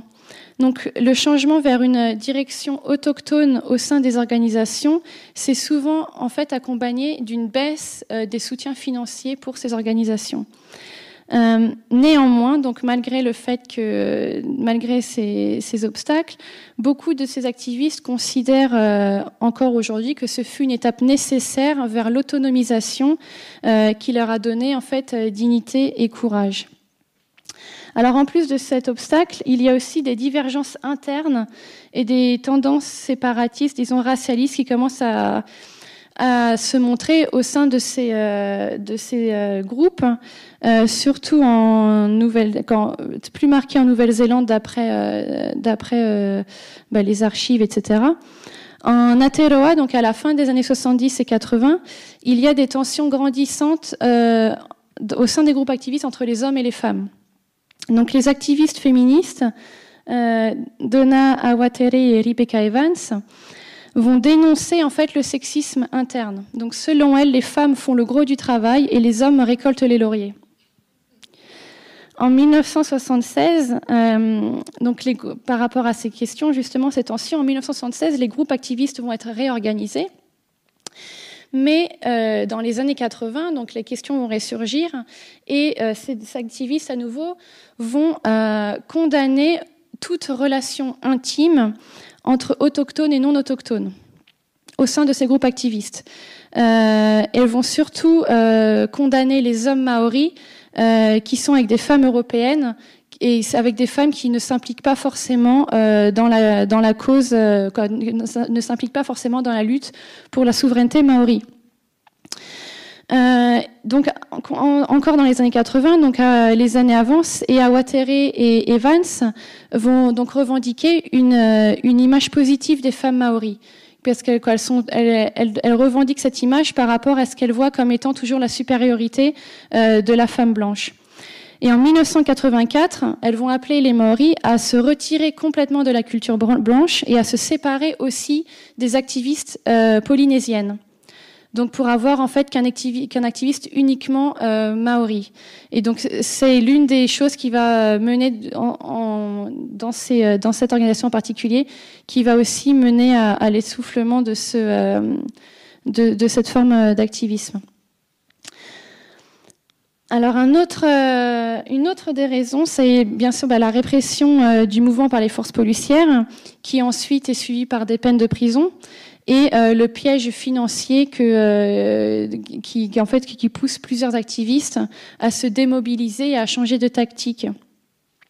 Par exemple, Miriama Raouiwines, qui est une activiste des Panthères polynésiennes, explique « J'en ai eu marre de vivre dans les tribunaux. Et un jour, on a dit qu'il faut que l'on donne une meilleure vie à nos enfants. Ils grandissaient dans les ikoi, donc les manifestations. Nous étions parents et nous avions encore plus d'enfants. On a dû prendre une décision. » Fin de citation. Donc pareillement, son mari, Tigilones, lors d'une peine de prison de 9 mois, a également décidé qu'il fallait qu'il change de tactique et, je cite, « approche les choses différemment ». Donc par la suite, ces activistes ont suivi leur chemin pour poursuivre en fait ce pourquoi ils se sont battus durant ces années Black Power. Donc certains continuent encore aujourd'hui à battre le pavé, certains travaillent toujours dans ces services et organisations locales mises en place dans les années 60. D'autres ont fait de l'art en fait leur arme, donc ils n'utilisent plus l'expression artistique de nos jours, ou d'autres encore sont devenus universitaires ou même parlementaires. Donc beaucoup, malgré que ce soit essoufflé, en fait, ont continué tout au long de leur vie à servir leur communauté. Pour vous donner un exemple, à Auckland, en Nouvelle-Zélande, donc lorsque j'ai fait mes entretiens avec certains activistes, c'était toujours la même personne qui continuait depuis plus de 40 ans, pendant son temps libre, à conduire le bus gratuitement pour que les familles puissent rendre visite à leurs proches en prison. Ensuite, un autre obstacle. Alors voilà la photo de Tigines avec son fils Shefu, qui est d'ailleurs un artiste très connu maintenant, quoi les deux. Un autre obstacle, donc ça a été une autre raison qui explique en fait que le démantèlement de ces organisations activistes, ça a été l'institutionnalisation des initiatives militantes. Donc faute de pouvoir continuer à se financer sur le long terme, beaucoup d'organisations autochtones sont passées sous la tutelle du gouvernement à cette époque. Donc, ce qui leur a permis de se maintenir dans la durée, mais qui en fait a restreint considérablement leur liberté d'action. Donc, arrivé en 1983-84, aussi bien en Australie qu'en Aotearoa, les organisations activistes vont être institutionnalisées et les élites autochtones vont être intégrées dans les structures gouvernementales. Donc c'est à cette époque, en 83-84, que l'Australie a commencé une politique d'autodétermination et que la Nouvelle-Zélande a commencé sa politique de biculturalisme. Et donc les initiatives qui ont été menées pendant plusieurs décennies ou plusieurs années par ces activistes vont être réappropriées par le gouvernement. Alors, pour conclure et pour, disons, peut-être rapidement donner un tout petit aperçu de l'héritage de l'activisme aujourd'hui, déjà, ce qu'on peut dire, c'est que l'héritage est assez complexe. Cet activiste, en fait, il a adopté une idéologie du Black Power venue de l'extérieur, mais il l'a aussi adaptée au contexte local. Et les contributions du Black Power sont nombreuses encore aujourd'hui. D'une part, la conscience noire, elle a permis une plus grande mobilisation et reconnaissance d'un sort commun. Et ce sort commun a été partagé non seulement entre les peuples autochtones d'une même nation, mais aussi entre les peuples autochtones d'Océanie et les Afro-Américains aux États-Unis. Et en ce point, donc, le Black Power en fait, a joué un rôle crucial dans l'activisme des années 60. Et excepté en fait quelques différences, donc telles que par exemple l'usage des armes ou le recours à la violence, qui était peut-être plus important aux États-Unis, les points communs au niveau des programmes qui ont été mis en place et des stratégies qui ont été adoptées en fait sont frappants. L'activisme autochtone a aussi, inspiré du Black Power, a aussi transformé les rapports autochtones, non autochtones en profondeur. Aussi bien les termes avec lesquels on les qualifie et comment on comprend ces rapports. Donc le Black Power a placé les Blancs devant un miroir et les a fait reconnaître le racisme institutionnel, le privilège blanc et le pouvoir blanc. Ce n'est pas d'ailleurs une coïncidence si dans ces deux sociétés, c'est à cette époque et encore plus au sortir de cette époque du Black Power que, par exemple, des universités ouvrent de nouveaux champs d'études sur justement la race, le racisme et sur la critique, la théorie critique de la blancheur. Donc justement, c'est vraiment comprendre ce que veut dire et quelles sont ces utilisations politiques du noir, du blanc, de ces vécus racialisés et du privilège qui est basé sur la blancheur. Donc comment en parler pour ensuite pouvoir le dépasser. Et donc depuis, en fait, la forme d'activisme héritée du Black Power a continué d'évoluer dans ces deux sociétés. Je vais vous donner plus un petit aperçu de ce qui se fait en Australie, comme je vis là-bas. L'ambassade aborigène est donc toujours présente sur la pelouse devant le Parlement australien à Canberra. Et même après 1984, donc des actions directes et symboliques ont continué d'être menées. Donc en 1990, par exemple, le gouvernement provisoire aborigène est créé. Et depuis, il a créé un passeport aborigène et un visa pour les non-aborigènes que l'on peut acquérir en payant justement $50 qui justement après permet de soutenir financièrement la cause pour la souveraineté autochtone. Pour la parenthèse, c'est plus qu'une dimension symbolique parce que plusieurs activistes aborigènes au cours des années ont réussi à voyager avec ce passeport. En Suisse, en Norvège, à la nation Mohawk aux États-Unis, en Amérique du Nord et aux îles Salomon, par exemple, il y a 2 ans. Et le passeport aborigène a aussi été donné à des réfugiés non régularisés de façon symbolique. Donc, certains aborigènes ont également récemment, par rapport à ce même héritage du Black Power, déclaré leur indépendance unilatéralement. Donc en 2013, il y avait la République Murawari qui a été créée. Toujours la même année, la République populaire Eulaï, la République de Mambaraba, la nation tribale Yidinji en 2014 et la République centre-ouest Wiradjuri en 2014. En 2017, et encore maintenant, j'ai reçu ça d'ailleurs, j'ai vu ça il y a 2 semaines sur les réseaux sociaux, même pas, 1 semaine ou 2. L'initiative, donc 16 communautés aborigènes ont lancé un programme visant à former les aborigènes à utiliser leur mobile pour documenter le harcèlement policier et les violences policières. Donc l'initiative s'appelle Copwatch et rappelle en fait énormément les actions qui avaient été menées dans les années 60-70 dans ces mêmes villes. Donc la relève a été prise par les nouvelles générations et le groupe activiste WAR, donc Warriors of the Aboriginal Resistance, donc les guerriers de la résistance aborigène, sont basés à Brisbane et Melbourne et ont eux aussi eux aussi ils organisent donc leur propre mouvement, leurs propres manifestations. Donc là c'est par exemple la manifestation de cette année sur le jour de l'invasion, le jour de l'Australie, qui a été la plus grande dans l'histoire de l'Australie par rapport à la souveraineté autochtone, et qui ont également créé, qui fait d'ailleurs écho à ce qui s'est passé dans les années 60-70, qui ont également créé leur propre revue, donc Black Nations Rising, en français Les Nations Noires se lèvent. Et donc, ils sont incontestablement héritiers de cet activisme du Black Power, mais ils basent aussi leur organisation politique et leurs pratiques politiques sur des pratiques ancestrales, contrairement à ce qui se faisait dans les années 60-70. Donc à bien des égards, on peut dire que l'époque du Black Power a ouvert la voie en fait, à une sorte de résurgence autochtone qui consiste en fait par des voies contournées à ce que les autochtones continuent en fait ou tentent de continuer à exercer leur souveraineté. Et enfin, donc l'héritage du Black Power est sûrement plus facilement identifiable par les organisations et les programmes locaux qu'ils ont mis en place et les programmes d'entraide. Et donc les organisations locales ont visé à combattre les violences policières et aussi à répondre aux besoins basiques des peuples autochtones, tels que l'accès à la nourriture, à l'éducation, à des services d'aide judiciaire et à des services de santé.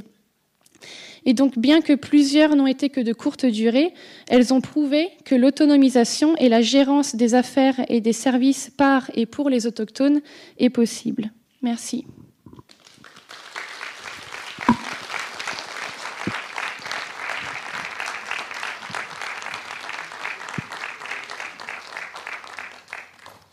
Bien, merci Angélique. Il est maintenant temps de vous proposer les micros si vous avez quelques questions. Nous sommes à votre disposition.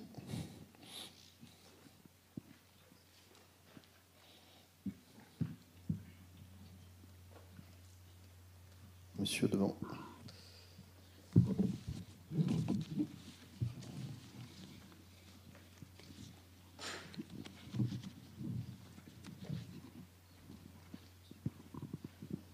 Merci. Je ne sais pas si c'est pas hors sujet, mais enfin bon, je tente quand même. Vous parlez des années 60, 80. On voit apparaître dans cette période-là, en Nouvelle-Calédonie, le mouvement des foulards rouges, etc.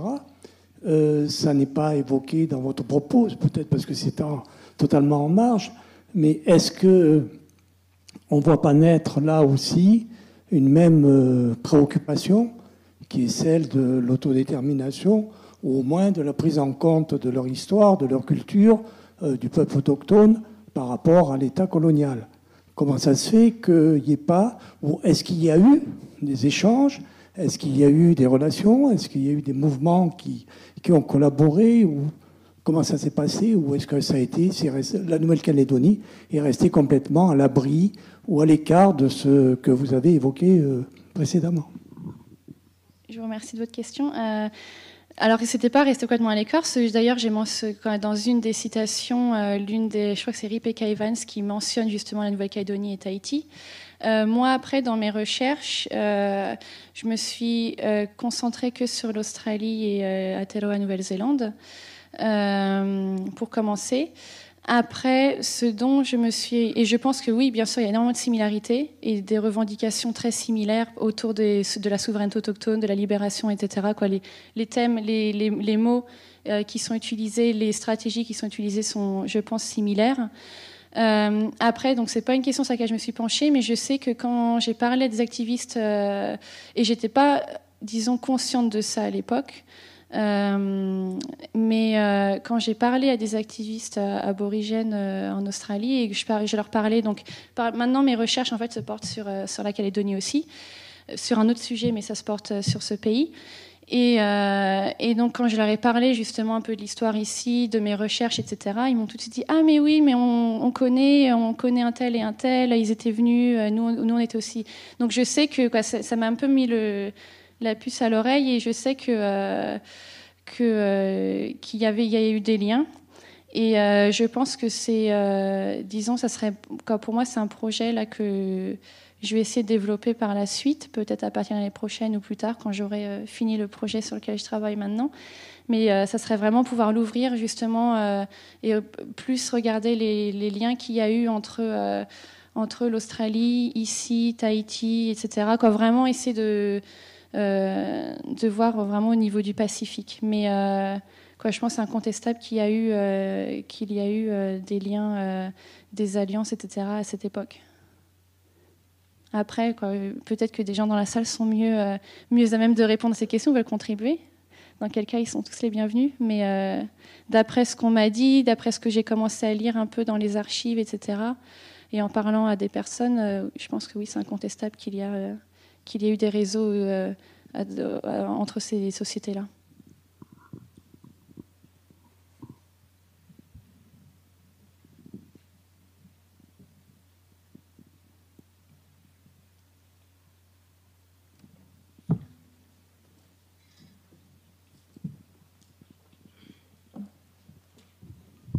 Bonsoir et merci pour votre présentation qui est très nourrissante. Dites-moi, je me posais la question est-ce que vous vous êtes intéressé, s'agissant de Malcolm X et de son esprit un petit peu radical, à tout ce qui relève de l'autorisation du port des armes, le rapport à l'alcool et le rapport aux vêtements? Parce qu'on voit souvent dans les reportages de l'époque, on voit une recherche esthétique et une exigence, voire presque une discipline. Merci. Par rapport, dans le contexte états-unien, vous voulez dire particulièrement? Après, il y avait par rapport, oui, au niveau esthétique, on voit mais sur les images d'archives, etc., qu'il y avait une certaine, disons, unité au niveau vestimentaire, donc avec les vestes noires, les vestes en cuir noir, les bérets noirs, etc. Après, par rapport au port des armes, alors en fait, dans la Constitution américaine, en fait, le port des armes chargées, d'accord, donc le port des armes chargées est autorisé s'il est visible.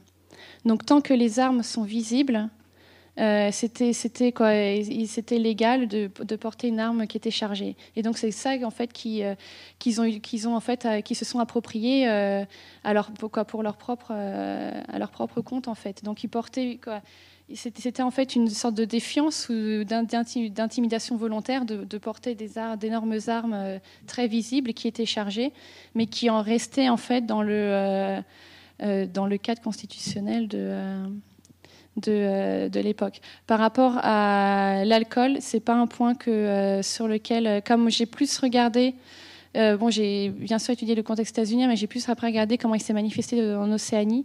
C'est pas un point que j'ai, c'est pas non plus un point que j'ai forcément retrouvé dans les archives. Alors je dis pas que je suis sûre qu'il y a peut-être des données dessus, mais peut-être qu'il faudrait faire plus de recherches là-dessus. Mais c'est pas un point sur lequel je peux plus m'exprimer par rapport à ça. Donc, voilà. Oui, bonsoir.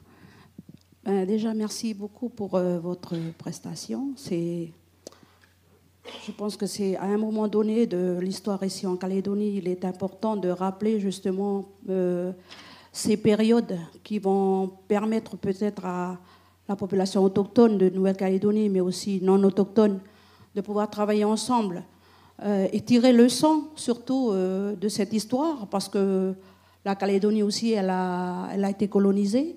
La Calédonie a aussi un peuple autochtone. Et je voudrais juste apporter une peut-être contribution par rapport à ce que monsieur demandait tout à l'heure concernant les foulards rouges. C'est vrai, je vais juste rappeler que les foulards rouges, avant les foulards rouges, c'était quand même l'association des jeunes étudiants calédoniens à Paris, donc en 1968, et au lendemain de mai 68. Et ensuite, ils sont venus en Nouvelle-Calédonie, ces étudiants-là, dont M. Nido Schneslin, M. Max Chivreau, Jean-Paul Caillard, que je rappellerai. Voilà, il y a quand même un groupement hétérogène et de diverses cultures. C'est ça qui est intéressant par rapport à, si on peut faire le lien avec la Nouvelle-Calédonie, c'est que je pense qu'il y a une avancée quand même, déjà à cette époque-là, puisque à la suite de l'AEJCP, l'association des jeunes étudiants calédoniens de Paris, en venant ici, c'était déjà un groupe hétérogène, vraiment diversifié, les Calédoniens, les Kanaks, voilà. Et c'est dommage parce qu'en fait, on a complètement la même historique. Quand on voit le démantèlement progressif de ce mouvement qui a été aussi très violent au départ et qui petit à petit on a vu un certain assagissement.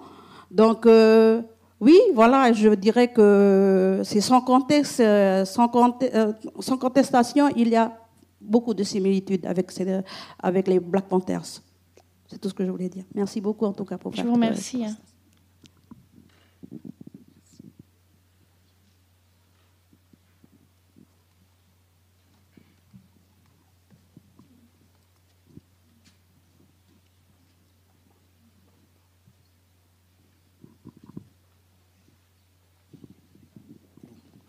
je prends la parole un petit peu, puisque personne ne parle. Donc, vous avez parlé de Madame Angela Davis. Je ne suis pas sûr qu'elle était tellement liée au Black Panther. Elle était membre du Parti communiste américain, et elle l'est toujours. Et d'ailleurs, elle est en France une des responsables actuellement, je crois, du journal L'Humanité. Bon, ça, c'était un petit point. En 1971, il y avait le mouvement anti-apartheid. Et non pas, vous avez dit 1981, c'est une erreur. C'est en 1971, parce que j'y étais et j'y ai participé.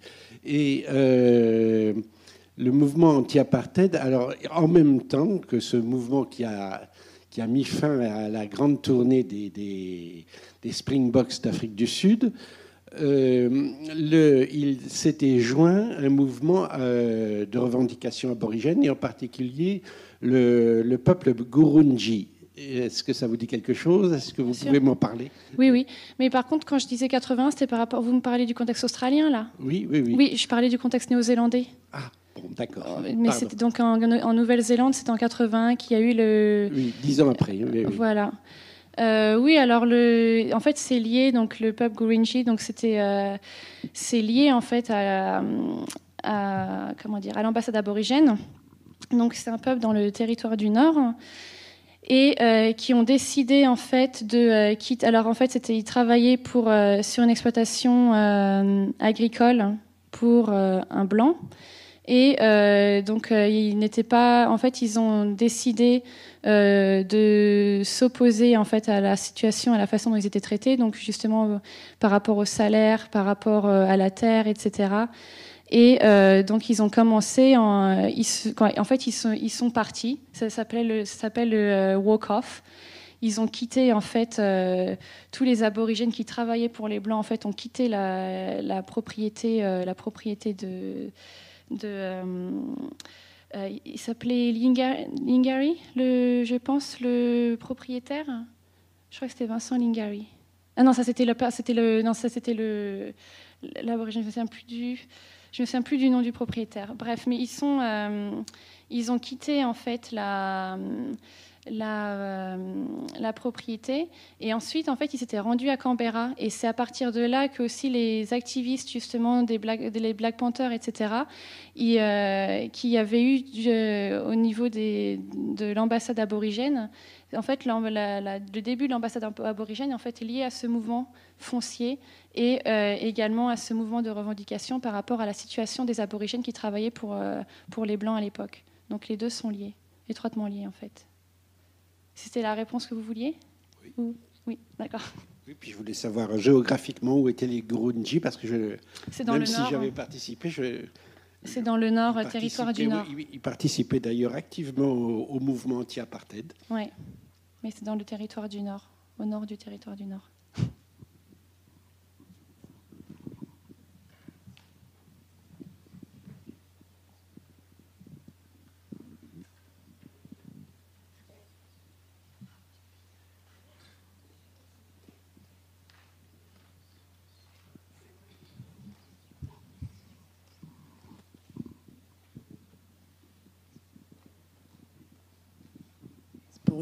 Pour une précision, parce que j'ai pas très bien compris.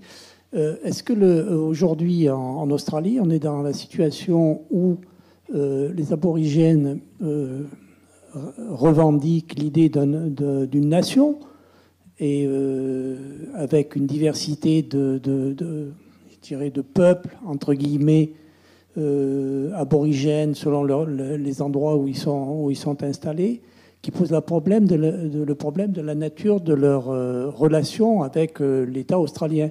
Comment ça fonctionne, ce système-là? C'est bien comme ça, ou je n'ai peut-être pas du tout compris de quoi il s'agit? Votre question, c'est par rapport à la carte que j'ai mise au début de la présentation? Oui, c'est ça, c'est un peu troublant. Donc enfin, moi, ça m'a un peu troublé, donc je voulais savoir un peu quelle était la nature d'abord, institutionnellement, qu'est-ce qui existe, et quelle est la nature des institutions les unes avec les autres, entre disons, l'État australien, qui est un État reconnu internationalement, etc., et puis des initiatives, comme vous le dites à la fin, de certains endroits où ils constituent de manière autonome et responsable leur État, leur nation, etc. Voilà. D'accord. Merci.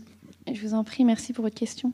Donc cette carte, en fait, c'est une carte des groupes linguistiques aborigènes. Donc dans une nation, il y a plusieurs groupes linguistiques. Donc là, j'avais encerclé justement, par exemple, si vous voyez le tour de Melbourne, par exemple, la nation Kulin, ça inclut, donc, en partant du bas, Bunwarong, Woiwurrung, Taurorong, Djajawarong, Watawarong. Donc, il y a, par exemple, dans une nation, il y a déjà 5 groupes linguistiques, disons, aborigènes. En fait, cette carte, c'est indicatif. Donc, en fait, c'est une façon d'une réappropriation, je dirais, cartographique de l'Australie pour montrer la diversité culturelle qui existe. Mais elle n'a pas, disons, de valeur officielle. Par exemple, c'est marqué en tout petit caractère en bas de la carte qu'elle ne peut pas, par exemple, être utilisée pour la revendication des droits fonciers. Et donc, dans le processus, justement, de ce qui s'appelle en anglais Native Title, qui a commencé au début des années 90. Donc, par exemple, elle ne peut pas être utilisée pour ça. Mais disons que c'est une façon pour les aborigènes de revendiquer, de montrer la représentativité de la diversité culturelle du pays. Mais ça n'a pas de valeur officielle. Ensuite, par rapport aux politiques, alors ça va être peut-être compliqué de peut-être résumer toutes les revendications qu'il peut y avoir sur un continent aussi grand. Mais disons que, pour vous donner un tout petit aperçu, en ce moment, l'un des débats, disons, sur la scène politique en ce moment, c'est au niveau du traité. Donc certains aborigènes demandent justement qu'il y ait un traité avec les gouvernements australiens. Donc il y a eu énormément de manifestations, d'actions dans ce sens-là, qui a poussé en fait le gouvernement australien à accepter la démarche. Donc ils ont accepté. Maintenant, beaucoup d'aborigènes sont très méfiants parce qu'ils ne veulent pas juste une reconnaissance, un traité pour dire quoi, pour faire joli, et finalement un traité qui leur enlèverait encore plus de droits que le peu qu'ils n'ont encore. Donc maintenant, la négociation qui se passe, c'est que chaque nation aborigène demande un traité avec chaque nation. Plutôt qu'un traité, donc il y a plus de 350 nations en Australie aborigènes, et donc en fait, et c'est intéressant parce que disons que c'est vrai, la réflexion derrière, c'est en fait vraiment l'exercice de la souveraineté autochtone. Donc en fait, c'est comment exercer la souveraineté autochtone en leurs propres termes et selon leurs propres pratiques diplomatiques, aussi bien actuelles qu'ancestrales en fait. Donc disons que c'est leur revendication. Maintenant, c'est d'une partie, je ne vais pas généraliser à il n'y a pas qu'une seule voix en Australie, il y en a beaucoup, mais disons que un des mouvements qui est vraiment prominent en ce moment dans le domaine politique, c'est ça, c'est que beaucoup disent que non, ils ne veulent pas juste un traité avec l'État ou un traité juste même avec toute la fédération. Ils veulent que le gouvernement aille négocier avec chaque nation aborigène et aille discuter pour savoir ce qu'ils veulent, quels sont les besoins, etc. pour chaque nation. Donc en fait, c'est pour ça que je parle de résurgence autochtone. Et comment c'est peut-être que le Black Power a sûrement mené à cette résurgence autochtone, c'est que aussi bien l'activisme continue, donc comme je l'ai montré avec par exemple ce collectif War, qui reprend vraiment des stratégies politiques du Black Power, donc ils sont ils s'éduquent énormément, ils font des grandes marches à travers les villes, ils créent leurs propres médias, etc. Donc c'est très similaire à ce qui s'est passé au Black Power, mais en même temps il y a une résurgence autochtone dans le sens qu'ils se sont aussi réappropriés leurs propres pratiques politiques et diplomatiques pour revendiquer leurs droits et leur souveraineté. Donc c'est une autre évolution maintenant, c'est qu'en fait il y a aussi cette dimension-là. Après, est-ce que j'ai répondu à toutes vos questions ? Oui. Donc c'est pour vous donner mais c'est un petit aperçu. Après, tout le monde... Il y a beaucoup de voix divergentes là-dessus. Mais en tout cas, je sais que c'est un mouvement qui est assez prominent en ce moment. Mais vraiment, là, quoi, au moment où je parle. Et donc, il y a une fédération aborigène, en fait, qui fédère l'ensemble des nations et qui est représentative de l'ensemble et qui est appelée à négocier avec l'État souverain australien ou pas? Alors ça, c'est une histoire compliquée parce qu'elle a été... Il y en avait, après le gouvernement l'a démantelée, il y en avait une autre, le gouvernement l'a à nouveau démantelée. Là, il y a disons, des associations, des organisations aborigènes comme Lightseek, etc., qui sont des organisations au niveau fédéral. Mais il y en avait, donc je ne vais pas refaire tout l'historique, mais disons qu'il y en avait à partir des années 90, que ça a été démantelé au milieu des années 2000, je pense vers... je ne vais pas vous dire une bêtise, mais bon, disons autour de 2005-2006, ça a été démantelé par le gouvernement. Et... aujourd'hui, quelle est la... Et ça, c'est quelque chose qui est très polémique et problématique autour de cette question-là, c'est que quel est en fait, disons, un organe qui rassemblerait, qui soi-disant rassemblerait toutes les voix aborigènes. En fait, donc il a été démantelé et maintenant il y a ce qu'on pourrait appeler le Conseil aborigène du Premier ministre, qui est en fait un groupe d'une dizaine de personnes qui sont nommées par le Premier ministre pour négocier. Donc en fait, on voit qu'à nouveau, là, il y a eu comment dire, que en fait, les élites aborigènes ont été à nouveau happées au niveau de l'institution. Et en fait, en ce moment, c'est le Premier ministre qui nomme en fait ces interlocuteurs qui représenteraient en fait les voix aborigènes. Et donc voilà. Et par rapport à une autre parenthèse, c'est que le ministre des Affaires aborigènes n'a encore jamais été un aborigène. Donc. Bonsoir, Ben. Je voudrais commencer par vous dire un grand merci. Un grand merci parce que votre propos me répond en tout cas à une sorte de condamnation qui est suspendue au-dessus de notre tête, qui est celle d'oublier son histoire. Or, oublier son histoire, c'est se condamner à la revivre.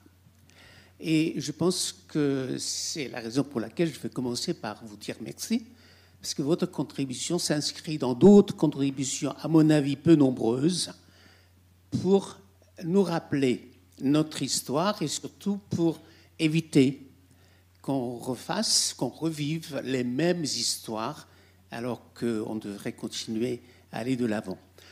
Et à cela, je pose la question. Ma question, elle est relative à l'essoufflement, la question du d'essoufflement de ces mouvements. Vous avez donné quelques explications tout à l'heure, dont on parle aussi de leur contribution, mais en particulier de la stigmatisation par les médias. Est-ce qu'il n'y a pas une sorte d'effort, une stratégie de la part un peu peut-être inconscient d'oublier ce qui nous est difficile d'accepter.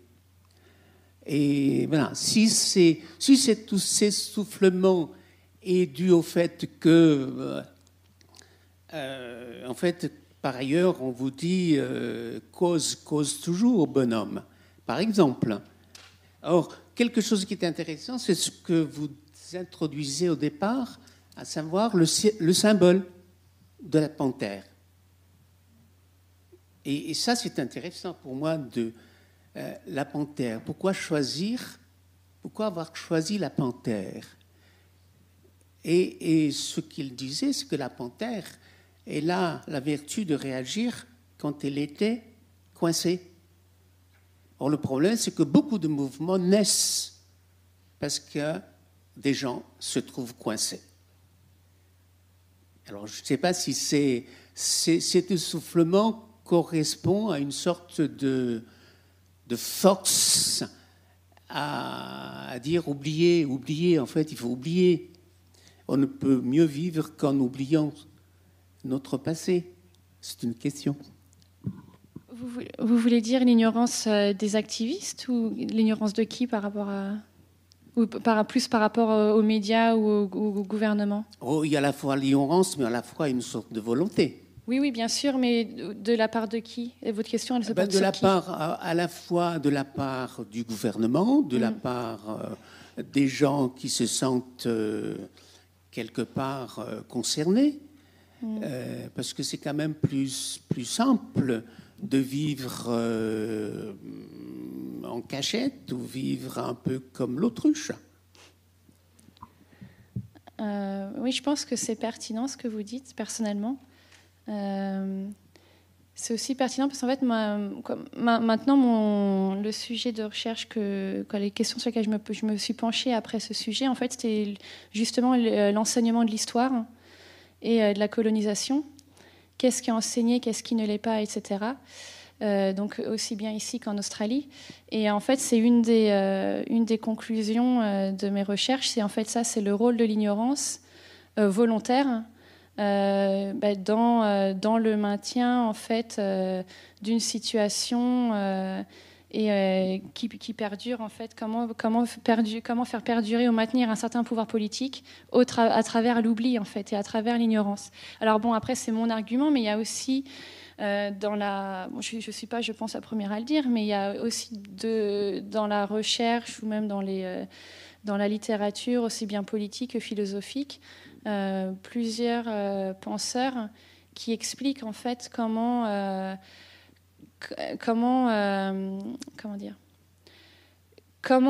les États-nations à l'origine en fait sont nés de cette ignorance. Donc, sont nés en fait c'est presque un devoir d'oublier pour pouvoir en fait un devoir. Mais en fait, comment ils sont nés de cet oubli de l'histoire de chacun pour créer en fait un nationalisme. Donc il y a en fait je pense qu'il y a une tendance ou une pensée autour de ça. Donc je pense que c'est pertinent, oui. Le rôle de l'ignorance volontairement, de faire oublier aux gens pour des intérêts politiques divers.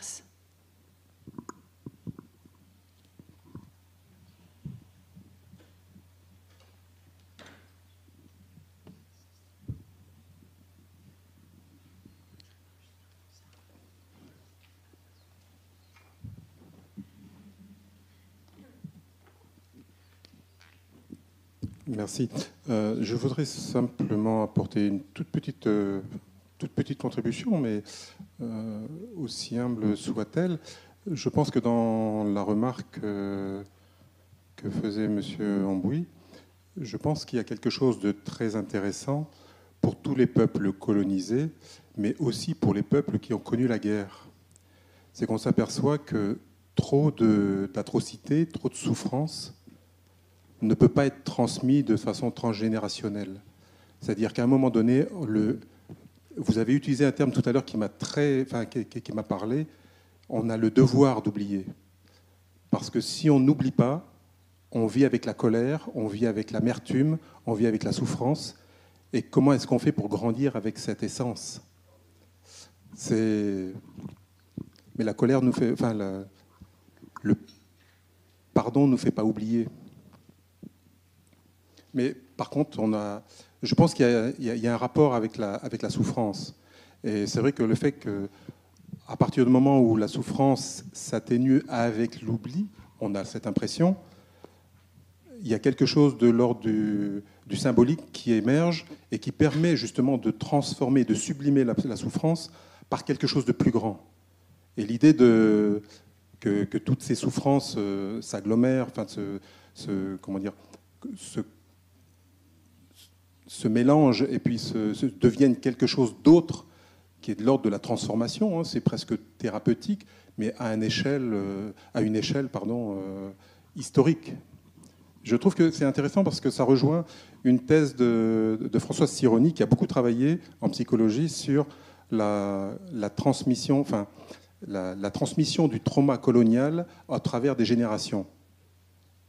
Et on retrouve un petit peu cette façon de réagir où on a l'impression que les jeunes générations, par exemple, ont oublié.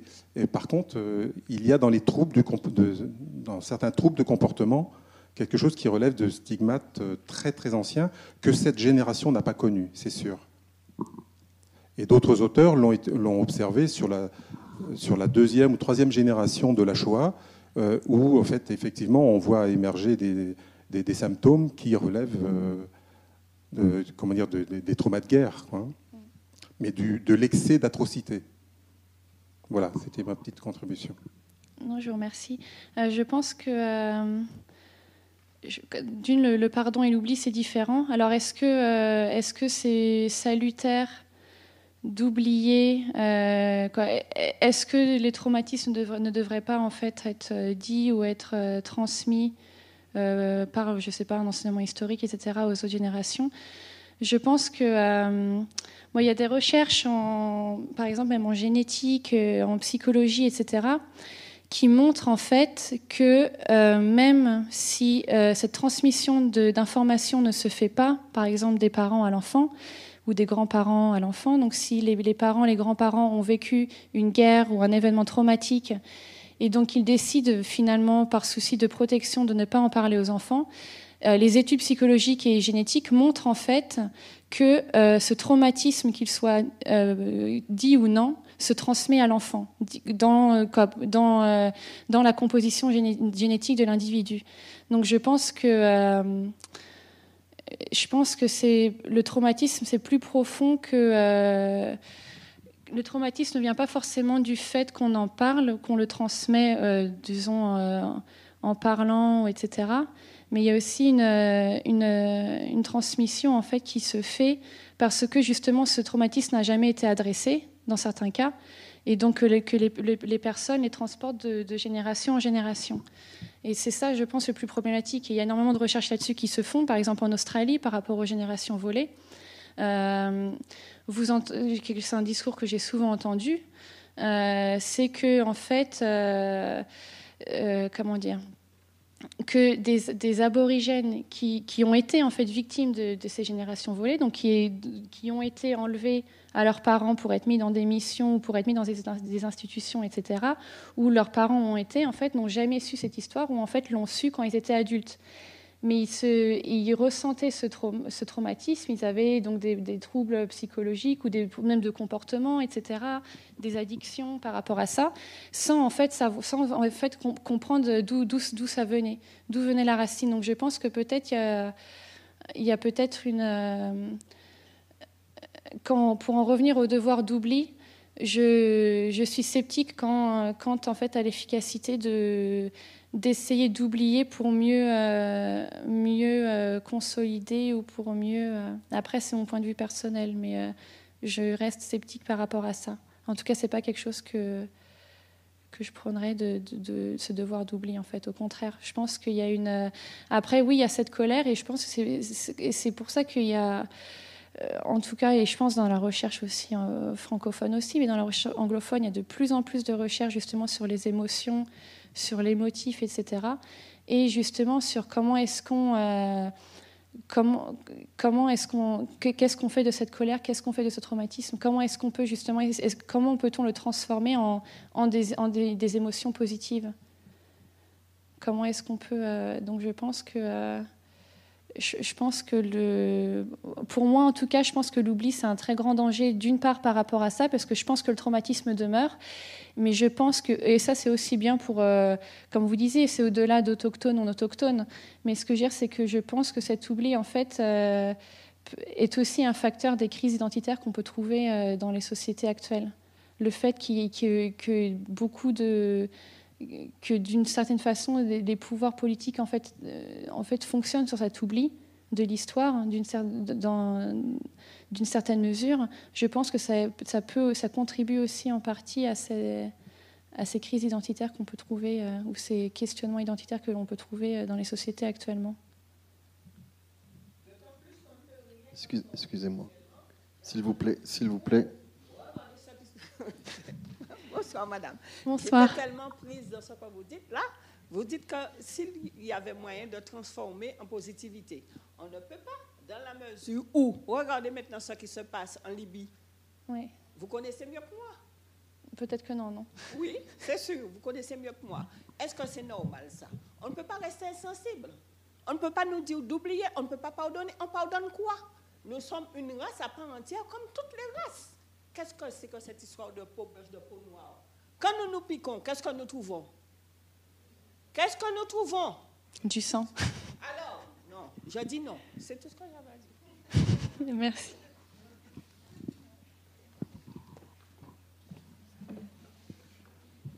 Alors, juste pour préciser, je ne prenais pas le devoir d'oubli. C'était pas le sens de mon propos. Je tentais de rechercher justement la cause de cette absence de transmission. Et je pense que dans la pensée collective, le moyen le plus thérapeutique, entre guillemets, que tout un chacun a avec soi, c'est qu'on se dit, si on n'en parle pas, ça ne se recréera pas. Ça ne se transmettra pas, cette souffrance ne se transmettra pas à mes enfants. Quand on a vécu quelque chose de très violent, on ne se voit pas le mettre en mots et le transmettre à nos enfants, à raconter dans le détail toutes les souffrances que l'on a eues. Donc le devoir d'oubli, c'est ce que peut se dire tout un chacun en se disant « je fais bien ». Et on en voit aujourd'hui, comme hier, les limites, bien évidemment. Merci. Merci.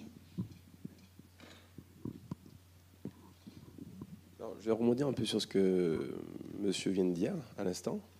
Je pense que lorsqu'on parle d'oubli, même inconsciemment, lorsqu'on pense à l'oubli, ou lorsqu'on le met en pratique, il ne s'agit pas forcément d'oublier la souffrance, mais plutôt d'oublier ou d'éluder en quelque sorte un sentiment de culpabilité. C'est pas forcément celui qui a souffert ou le peuple qui a souffert qui souhaite oublier, ou bien au contraire. C'est pour ça que certains sont encore très, très vifs quand ils parlent de certains sujets. Mais c'est plutôt l'autre bord, pas celui d'en face, mais celui d'à côté, qui aurait tendance à, avec les générations, avec le temps passé, se mettre en retrait et marquer non seulement un désintérêt, mais aussi rappeler qu'il n'a rien à voir, parce que c'était les générations passées, même si on est tous, d'une certaine façon ou d'une autre, héritiers de ce qui s'est passé, héritiers, comme vous l'avez dit, à travers la génétique maintenant, mais aussi héritiers tout simplement d'un point de vue économique, d'un point de vue social. Donc voilà, c'est à la fois, d'un côté, ne pas oublier pour ne pas que les mêmes choses se reproduisent, comme disait le monsieur à l'autre bout de la salle, mais en face, vouloir oublier pour ne pas avoir à faire, pour ne pas avoir à faire face à ce sentiment de culpabilité, qui n'est pas forcément, qui à mon sens n'a pas lieu d'être. Voilà. Oui, non, c'est une bonne observation. Mais c'est aussi peut-être pour échapper à la responsabilité aussi. C'est pas juste culpabilité, mais c'est la responsabilité aussi, je pense.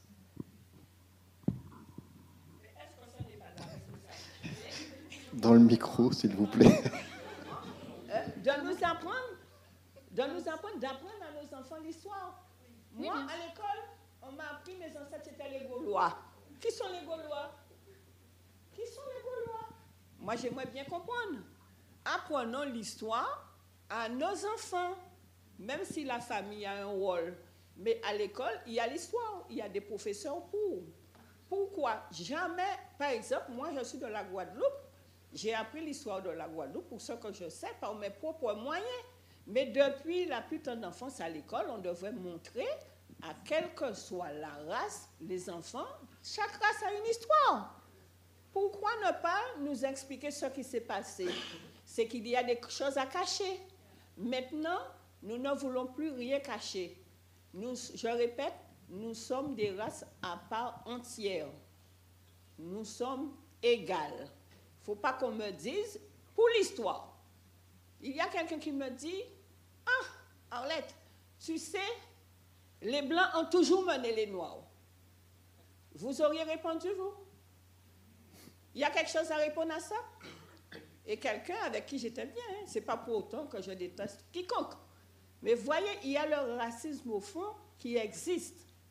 Et tant que nous ne nous sortirons pas de la tête que, je me répète, noirs ou blancs, nous sommes des races à part entière, rien ne va avancer. Parce que vous savez, il y a beaucoup de blablabla. Beaucoup de blablabla. Mais dans le fond, est-ce que vraiment que les gens veulent que les gens veulent que les choses changent? Voilà. En tous les cas, merci, madame. Merci à vous.